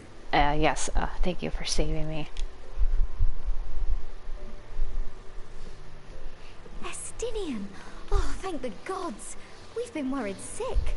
Did you lose your link pearl or something? The situation in Garlemald has become more complicated. I was making my escape from the capital when I ran into one of yours, Riol. He thought it best we come straight here. Ah. More complicated how? A pirate? Where to begin? After entering the Empire via Razat Han, I went about my mission of investigating Black Rose. I can see that he's wearing like I think his wait, no. No, never mind. I thought the boots had like hooks on the side or something like that. Like I thought that was the the Dragoon armor.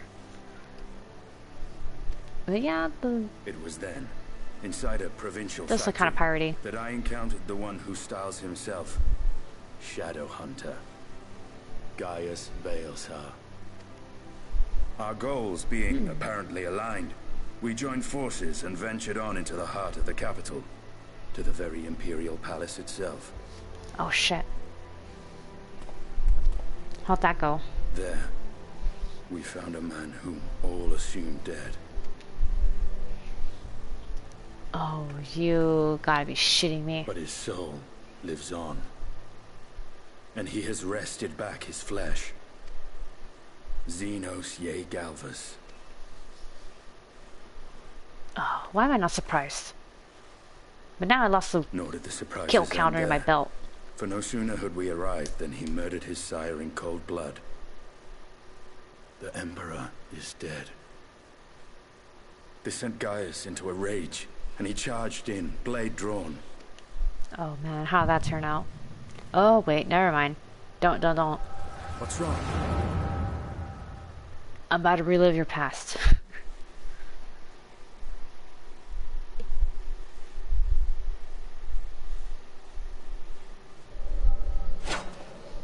Oh shit, there it is.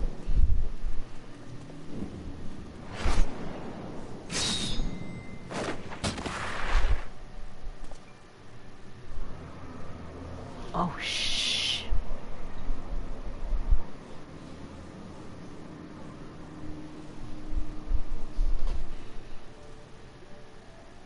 I've seen him in action, his body at least. You would not best him alone. Nay, death will not come easily into that thing. If you would join me, then by all means. For what good it will do. I would think this probably be a little more voice acted, but okay. The Black Wolf and the Azure Dragoon. I suppose this might suffice.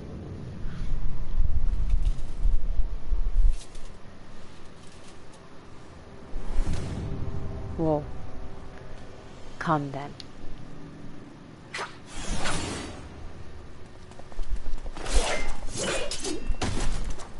Oh shit, he just kicked him.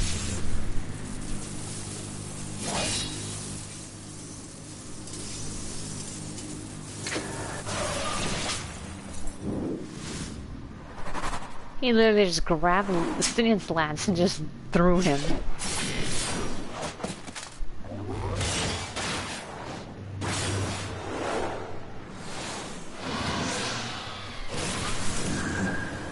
That was an LB3.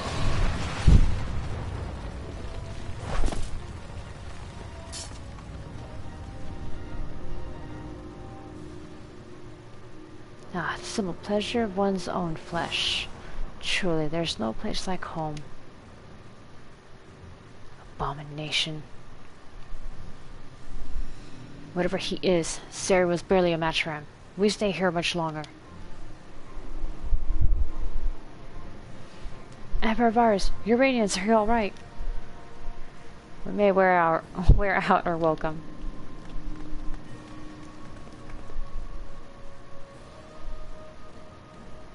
Your radiance. No. Oh yeah, that's those girls that we fought in Gimlet Dark. Must even the most middling of sport be spoiled. The world conspires to bore me. I have no cause to remain. I leave these vermin to you. Xenos! Oh gosh.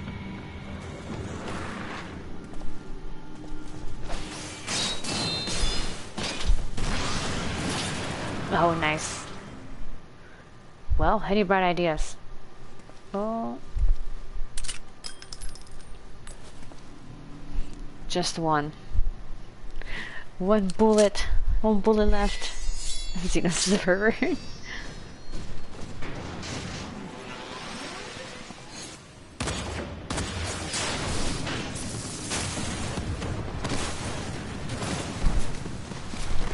Gah. It's Julia. Bye-bye.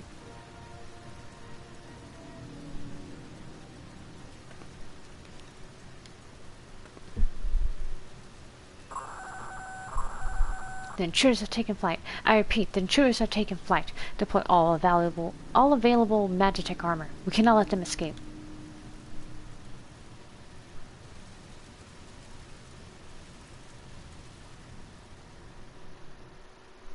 Alright.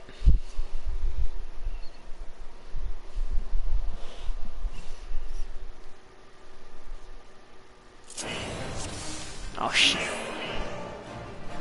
You can valuable fight the Stydian. Yes!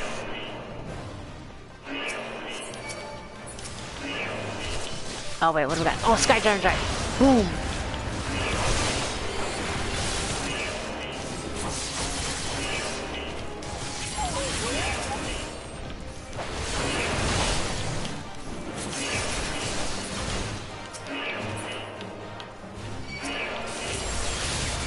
Alright. Oh shit, that was the wrong button.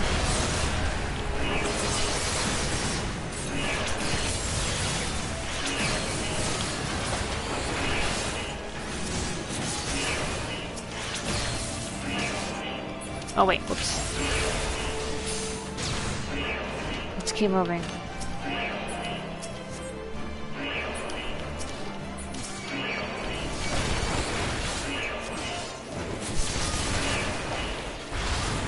Alright.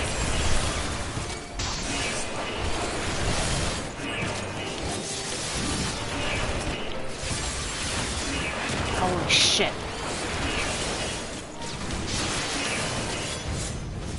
Oh god. AoE's everywhere.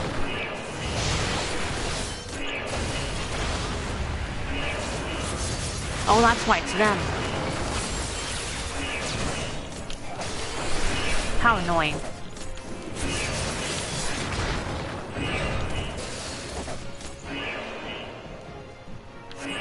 Any on a mark? I think not.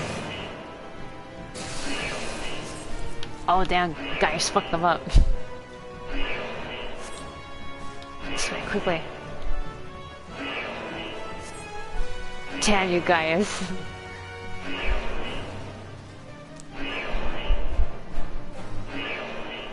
Make ourselves easy marks by moving together. I suggest we split up. Alright, then I'll take the low road, so to speak. Alright. I'll see you outside. Stay safe. Okay, I'll put that up so that we can read any dialogue. Whoop.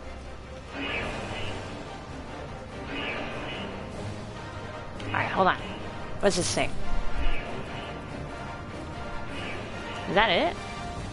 Wow.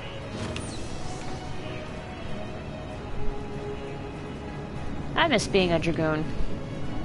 I should go back and level it. That was my ARR job that I picked.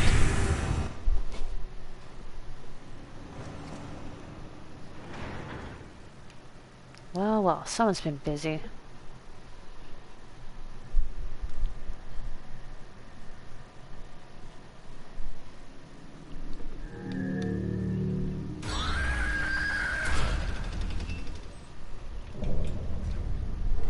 Well-top prototype, Arc Ultima.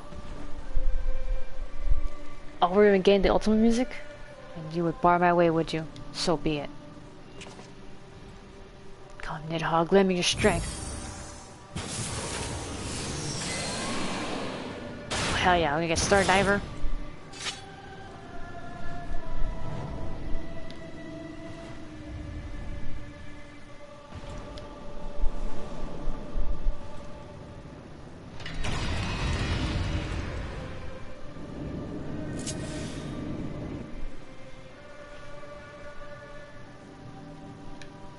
Alright, let's go. Oh, nice. Eulmore.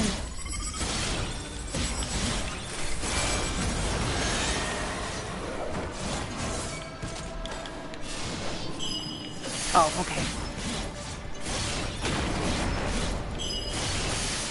Oh, shit.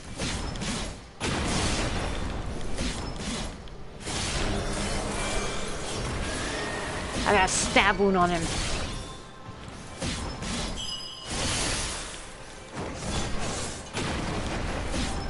Oh, that's a debuff. Okay. Oh, I mean a dot. Oh, there it is.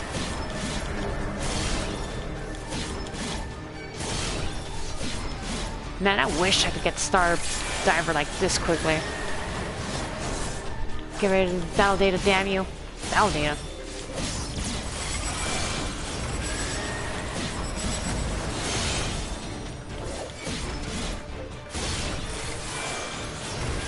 Get out of that.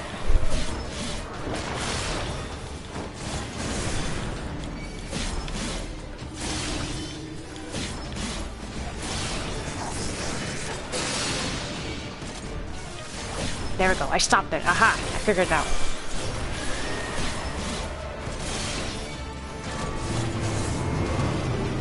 What?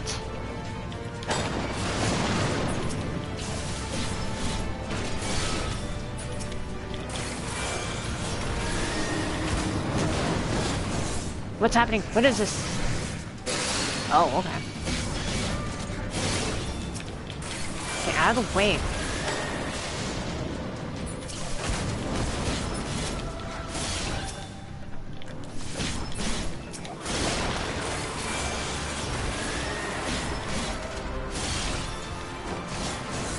Alright, we got this.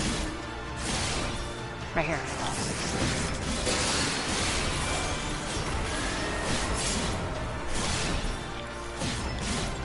Now we're gonna take it for Kashimabania. Kashimabania?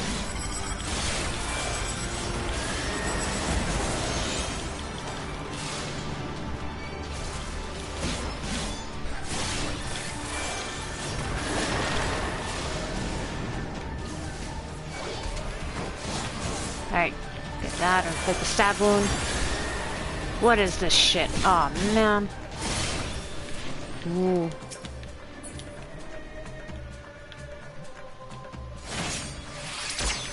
Alright, I see. Okay. Get the hell out of here. Jump and kill him. Yes.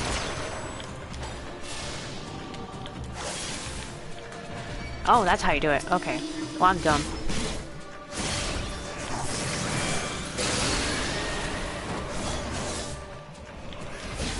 Alright, let's go.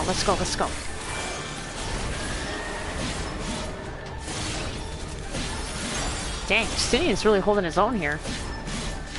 Oh. What is this shit?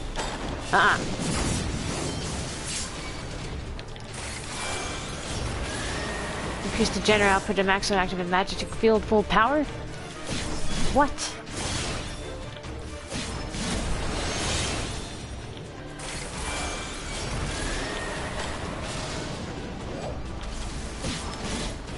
It works. Dark Ultimate's unstoppable. Oh shit. It's invulnerable. Unstoppable. We shall see about that. Am I getting a limit break? Oh yes I am. Oh hell yeah.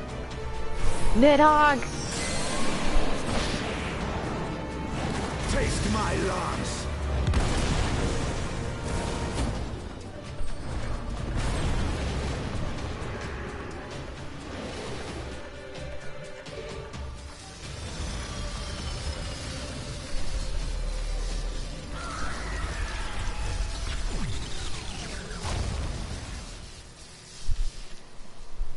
Garlean science has gone too far.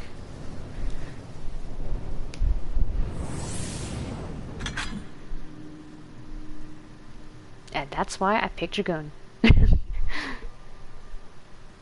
Guardians in their machina. Now where are you, Gaius?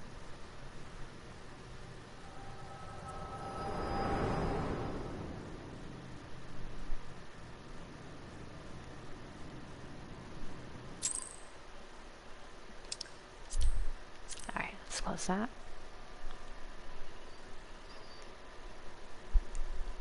Well, that was pretty cool. But I'm concerned about what... Wait. Oh, you saw it too. Are you alright? Yeah, we just saw his past.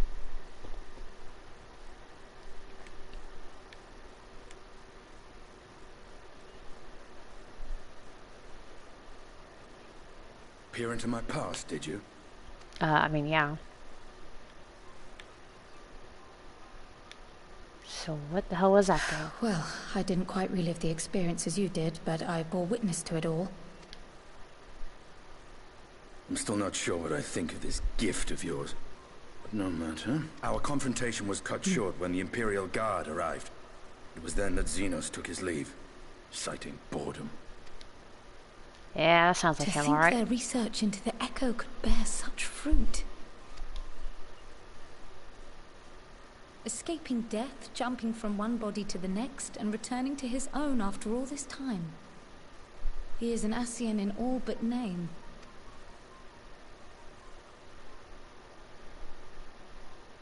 It beggars belief, aye.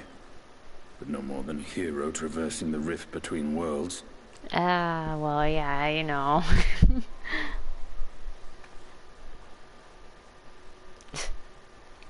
My concerns are far more prosaic.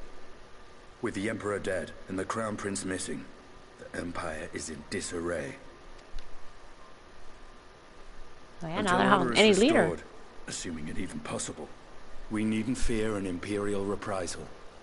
And for reasons of his own, Xenos took it upon himself to rid the world of Black Rose.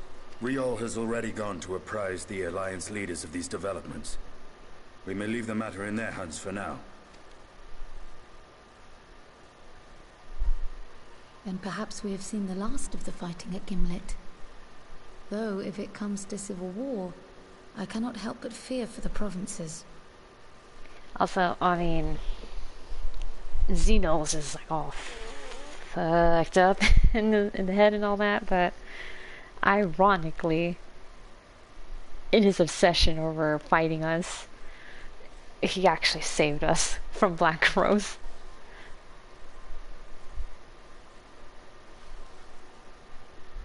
Ah, I'd nearly forgotten to ask. What became of Gaius? Did he not escape with you? Oh yeah, the thing kind of stopped at that That he point. did. But we parted ways shortly after leaving Garlemald. He claimed another threat had arisen which demanded his attention. Oh He shit. didn't elaborate, but the absence of some device or other in the capital gave him reason to believe they're planning something. Lest you worry. I believe he has well and truly shed the Black Wolf's pelt. Conquest is no longer his objective. We may safely leave him to his own devices. Oh right, this is they're talking about the weapons raids. Or like they are like how we had like the Warring Triad and the Auspices. This is Shadowbringers ones. They're the weapons. Well, it's nice to have one less foe to worry about, even if we do have a mysterious new threat to look out for instead. Speaking of which, I'll see that Riol and Al Shinobi are made aware, though we still know next to nothing. It can't hurt to be vigilant.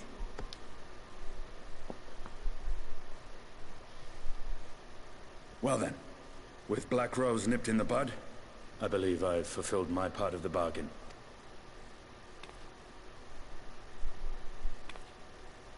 That's true, but with the Archon still slumbering away, we were hoping you might agree to stay with us for a little bit longer. Pay him extra. That made him motivate him. Sorry, but I'm not inclined to extend my contract. Gaius isn't the only one with business to attend to. Oh, well, what else you gotta do? Thank you for your help then, Estinian. I see why Alphinaud admires you so.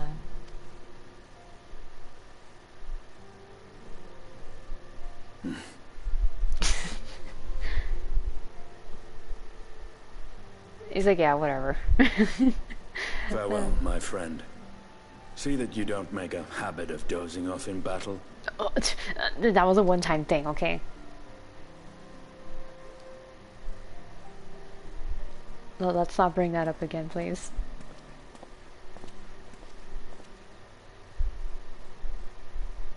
And I won't bring up how we had to save you from Nidhogg. I suppose we should all be getting on then. As ever, we will see to the Archon's needs. In the meantime, why not get some rest? You've more than earned it. Go on. So when they said a bunch of cutscenes, they were mainly referring to, oh hey, you're gonna do a duty trial as another character. Alright, well.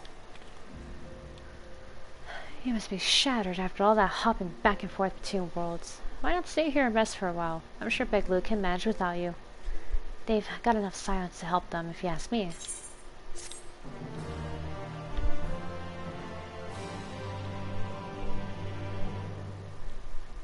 I'm assuming this was all 5.1? Because we got a... Oh shit, there's another one? Meanwhile in Garlemald. Meanwhile in Garlemald. Oh shit, it really is a soul war. Traitors, you would dare deny Lord Nerva the throne? Oh wow, that guy got blown the fuck up.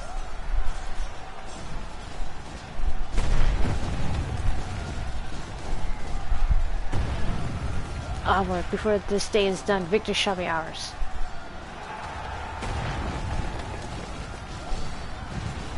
First Legion. Wow.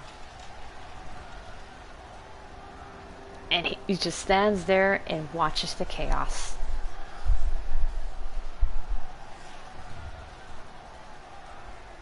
I know, right? Blazing chaos, exactly, yeah. Boring, boring, boring. Do you think? I find it amusing, like dogs herding cattle to the slaughterhouse.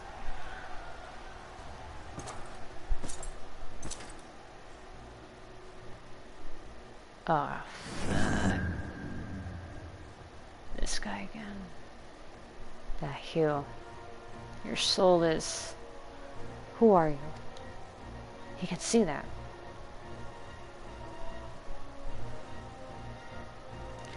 Before your majesty, I am but another dog, lost in want for a new master.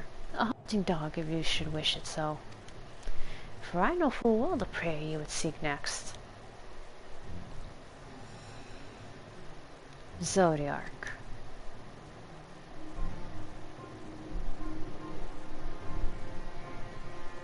That very subtle smile.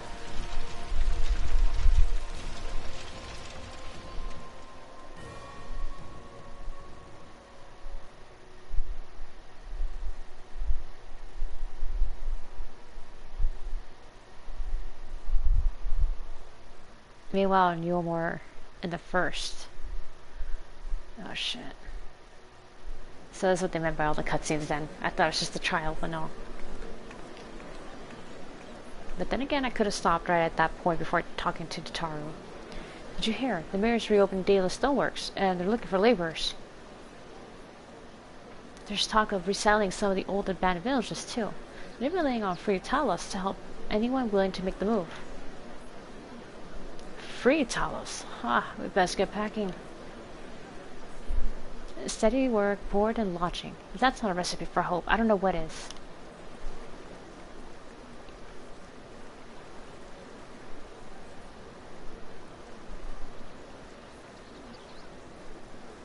Hope.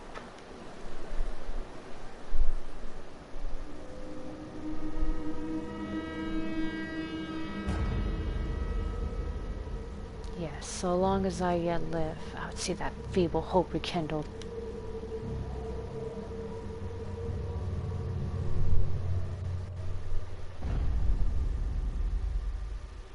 It is my destiny to see our dream fulfilled. Okay, I could say for sure that was all 5.1. From the Grand Cosmos to this point. Black and white.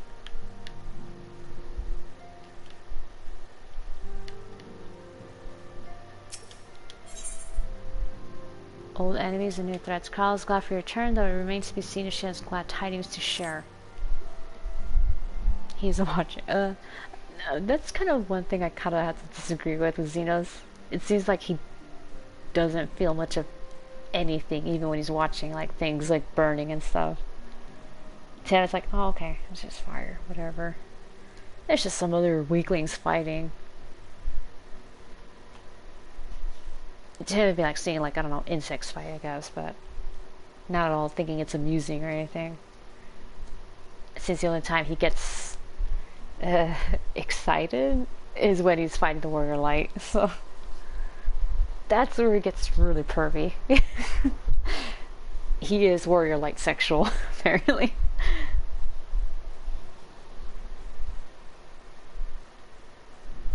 Ah, sir, my, what a pleasant surprise.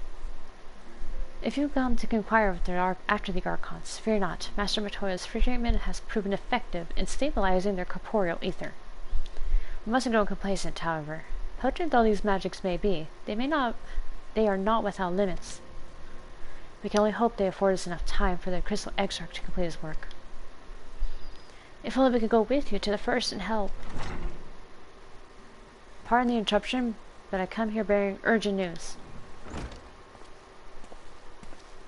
Oh, it's Maxima. Ah, sorry, it has been far too long, my friend. Yep, so what you got for me? Or us, I guess. Forgive me, I don't believe we have been formally introduced. Maxima, Foil Garlean Ambassador. I remain here in Eorzea under the auspices of Commander Alden, offering what counsel I can in the hopes of resolving the present conflict with the Empire. Ah, yes, I've heard stories of a defector from Garlemald, but never mind that. You said you have urgent news? Indeed, as you may have heard, the Imperial capital is in turmoil, and a sizable portion of the Garlean forces have been recalled from the Gimlet Dark. With their numbers so greatly diminished, the main host of the Alliance has withdrawn, leaving the Alamegan resistance to keep watch over the border. Well, that's good. And it is there we have welcomed a most unexpected visitor, who claims that this de-escalation may belie growing dangers and unforeseen threats. Oh, great. Commander Alden has arranged for an impromptu meeting to discuss these revelations. He also has requested a representative of the Scions to attend as well, though it was clear to whom he wished to extend his invitation. No, don't invite me to political things. If it seems time is of the essence. Well, you'll not be entertaining this meeting alone. Though I am not as well versed in the affairs of city states as our comrades, I see no reason to burden a single Scion with all this. Oh, okay, well, I'll take it. Yes, of course. Then we must make for the Alamegan quarter with all haste. Well, what are you waiting for? Get going, you two. Alright, see you around, Tataru. The L is in bow. Well, male L is in bow.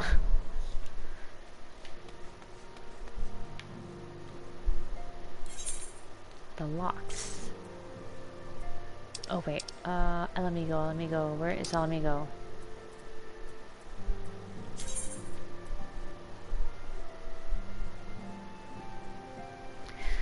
No, I should save these actually. The teleport fees only get worse in Endwalker. Oh man.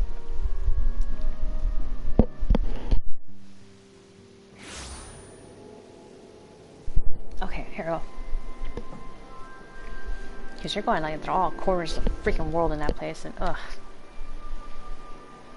It shows in the fees. It's kind of why my FC always has the, oh shit. Missed it, I think. Wait, what? Why isn't it going up there? Oh. Well, you can see it up there in the corner above the time. Reduce rates. Wait till I keep that one and the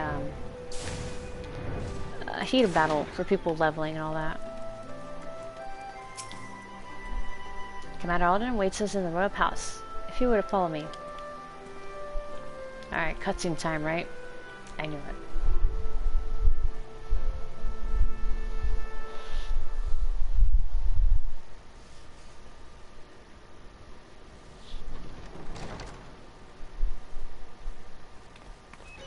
Oh wait, Gaius made it through, huh? Hello again. They're here, Commander. And I, for one, am grateful that they are. Told you've been busy since our paths last crossed at the Gimlet Dark. Oh, well, you know, seeing a whole other world. I understand half of it. When the science spoke of other worlds, I'd struggled to describe what I pictured. Mayhap things would seem clearer were I to hear the tale from your own lips. But I'm afraid the situation will not afford us that luxury. Yeah, not right now. I trust you two require no introduction. We meet again, hero of Eorzea. Indeed we do. Gaius Balsar. Must we repeat this ridiculous display? I pose no threat to you, though what I come to warn you of very well might. I'll be the judge of that. To do us harm, I hazard he would have kept to the shadows, and brought more than 2 companions. We need not pretend to be the best of friends, but I hope we can put aside our differences for the present. Yeah, okay, you got a point. Alright, out with it then. What you gotta say? As you are doubtless aware, Sir Estinian and I cooperated to rid the world of Black Rose in your absence. Right. Our journey together took us as far as the Imperial Palace, where we witnessed Emperor Varus meet his death at Xenos' hand. Being the sole witnesses to this crime, and in no position to defend our innocence, we were then forced to flee, each pursuing his own avenue of escape. Oh wow, that sounds kind of familiar, don't it? The banquet.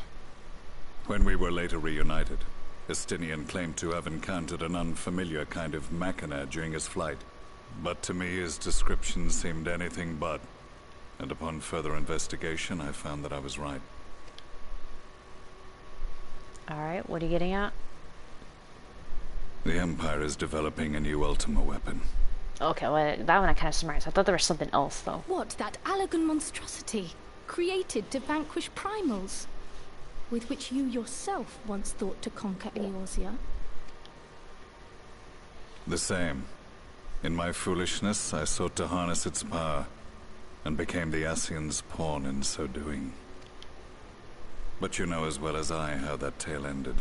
Oh yeah, I beat you up. The weapon itself, excavated from beneath this very city, was destroyed ere we could fully unravel its secrets. And that should have been the end of it.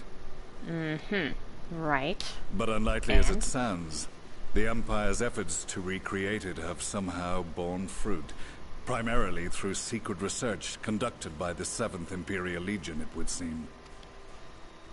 Wait, the 7th was all but annihilated at Cartano, along with its legatus. Yeah, Indeed, Nail, right? Few survived. The 7th, as it is now, has little in common with the Legion led by Vandanis, and its leadership has changed hands several times since. Precisely how this project has continued despite such turmoil, and under whose auspices, remains a mystery. What we do know, however, is that a number of prototypes have been produced, and that one of them is on its way to Eorzea. Oh shit. Great. We attempted to stop it, but it was all we could do to slow its progress, so we resolved instead to bring you warning. And right glad are we that you did, though it soundly dashed our hopes that tensions might ease at last. As it is, we've begun to strengthen our presence in the Gimlick Dark, and are assembling a force to meet the coming threat. A force with you in its vanguard, I hope. Ah, I see. Okay. Before you say anything, I know full well you have pressing concerns of your own. Your comrades remain in peril, and I would not ask you to forsake them. But the fact remains that you, and you alone, have faced the Ultima weapon, and emerged victorious. We need you. Ah, well, I mean, to be fair, I did have Heidelin's help to And make so, it through. when the time comes, if your comrades can spare you, I bid you lend us your strength. I've assigned an officer to await your word. Oh, that guy, okay. Got it. The Ascian's downfall was to be the work of my remaining days. But it was my hand that kindled these flames, and I cannot allow them to spread any further. I will do what I must to see this mistake consigned to history once and for all. Even if it means begging your aid. The Fates will enjoy the irony, even as I endure the ignominy. Well, that definitely takes a lot for you to come in here and ask for my help.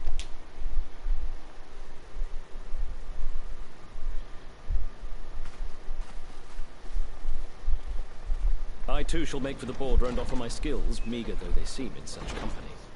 Mayhap we shall meet there anon. Alright. See you there.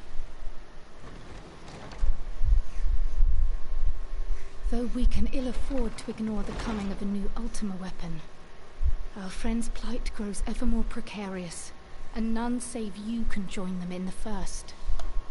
That's also true. I only hope you are not forced to make a choice.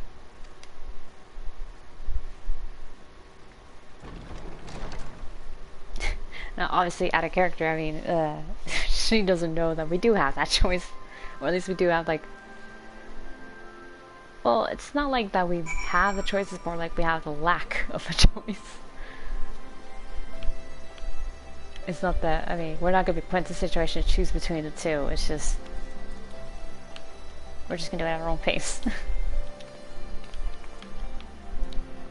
As ever, the way forward is paved with difficult decisions. Oh, him. Okay. We can ill afford to ignore the threat of a new ultimate weapon, but with each passing day, the plight of the Silence grows ever more perilous. If you cannot stay for a debriefing on the ultimate weapon, I'll not stop you.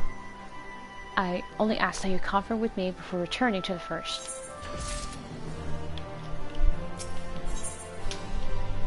The way home. I can see steel resolve in your eyes, and suspicion as to where duty calls you. I take it ready to return to the first. Then I would ask that you apprise the others of recent events here in the source, namely Xenos' return and the development of a new ultimate weapon. As for the bodies, you may assure them that Master Matoy and I will continue doing what we can to keep their corporeal ether stable. Safe travels, Sari. I hope to see you and the other Scions soon. Alright, see ya. We'll do this. Saving the monies.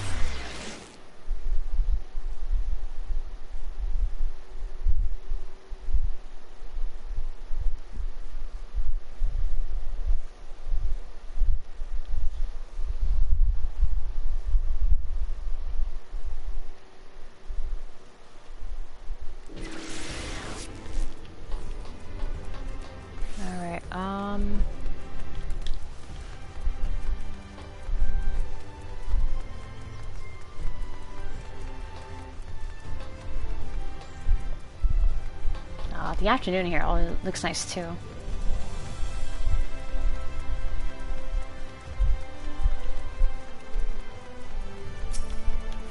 Okay, here we go.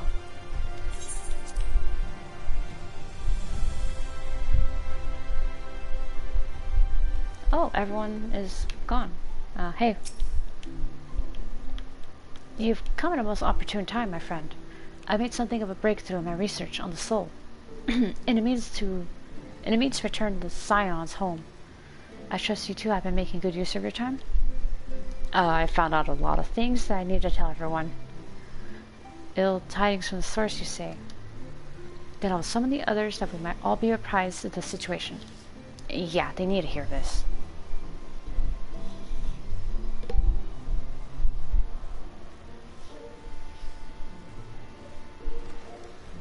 Okay, here they are.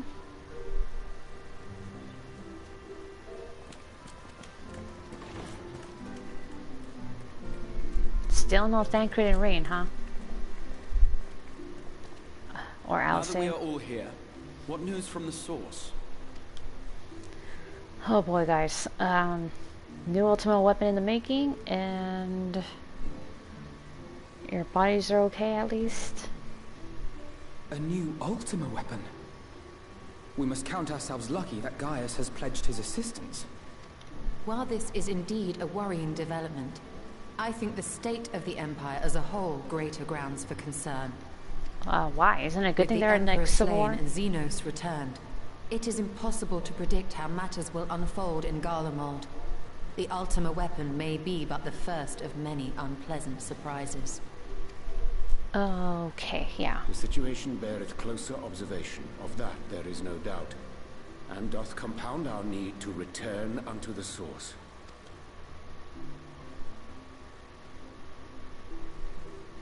Then let us address that Okay. issue. Our long search for a means to see you safely home may well be nearing its conclusion. Thanks in large part to Urianger and Becklug's invaluable insight, we have succeeded in fashioning a vessel for the journey.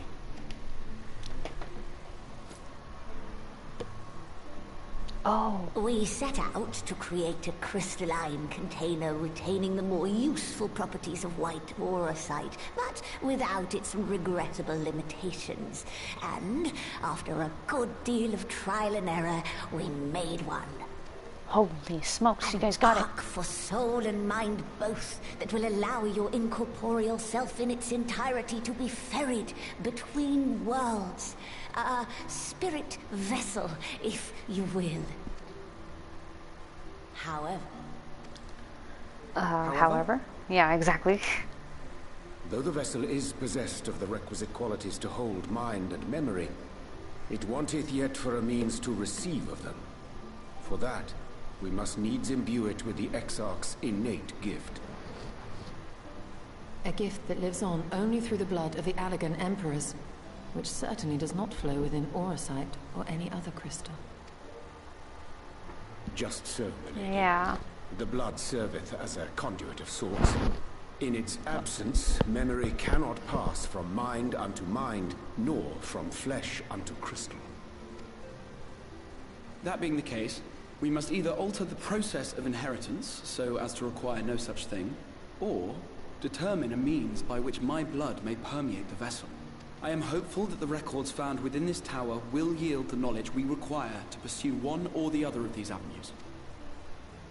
As well you should be. The Allegan's body of etherological research is extraordinary. I can scarce believe it the work of ages past. But its underlying principles are not so very different from those of my own field of study.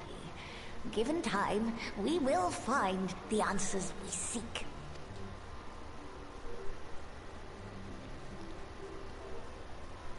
I know that you can ill afford to wait, and it pains me that I must ask you to do so. I can only reaffirm my promise to you that a solution will be found. Okay. Whatever it takes, I will see you safely home. Thank you. I'm trusting you to bring them all home safely. My apologies. I do hope you haven't come to tell us that mortal peril fast approaches. Oh, great. No. I had hoped to speak with the Warrior of Darkness. Oh, But me? there is no need to cut short your meeting on my account. I will be waiting outside. Huh. She looked worried for a second there. Why not speak in here? She knows I don't mind. Unless she didn't want to. Perhaps I might accompany you. Though I am woefully ill-qualified to assist in the Exarch's research, I may yet be of some use to Lena. Alright, Alfie. You're coming with me.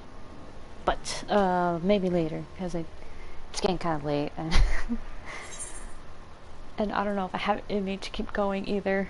I'm like getting tired. Oh, give me this king salmon.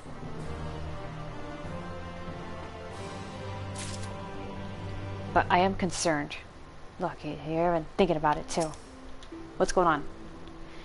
It may simply be my imagination, but Lena has been rather brusque with me of late. You don't suppose she's still upset over that mishap with the salmon fillet, do you? Salmon fillet? What the hell did you do with the salmon fillet? Today we not only have Xenos to contend with once we return, but a new ultimate weapon as well. Why must all of our enemies insist on returning from their graves? Yeah, I wondered that too. I hate it. Gaius was one of them too. I thought he was dead. Upon White Orsite's crystalline foundation, we have built not a prison, but a refuge for the soul.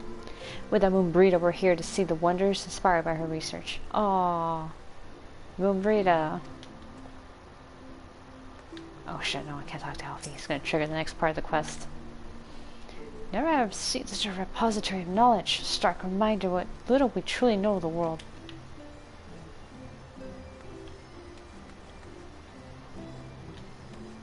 Okay, yeah, we'll stop here for now. The Ultima was here. Yeah, that was a really freaky looking Ultima. With the person's body, like, attached. Yeah, that was some shit. Ugh. Okay, so. Pulling up the menu. Come on, there we go. Alright. Let's stop here tonight. Might play something a little different tomorrow. Something relaxing, obviously. Usually, if I make time for it. I like to do these relaxing streams on and off. But, we'll see. Alright, so, with that, have a good night, and see you next time. Alright, good night.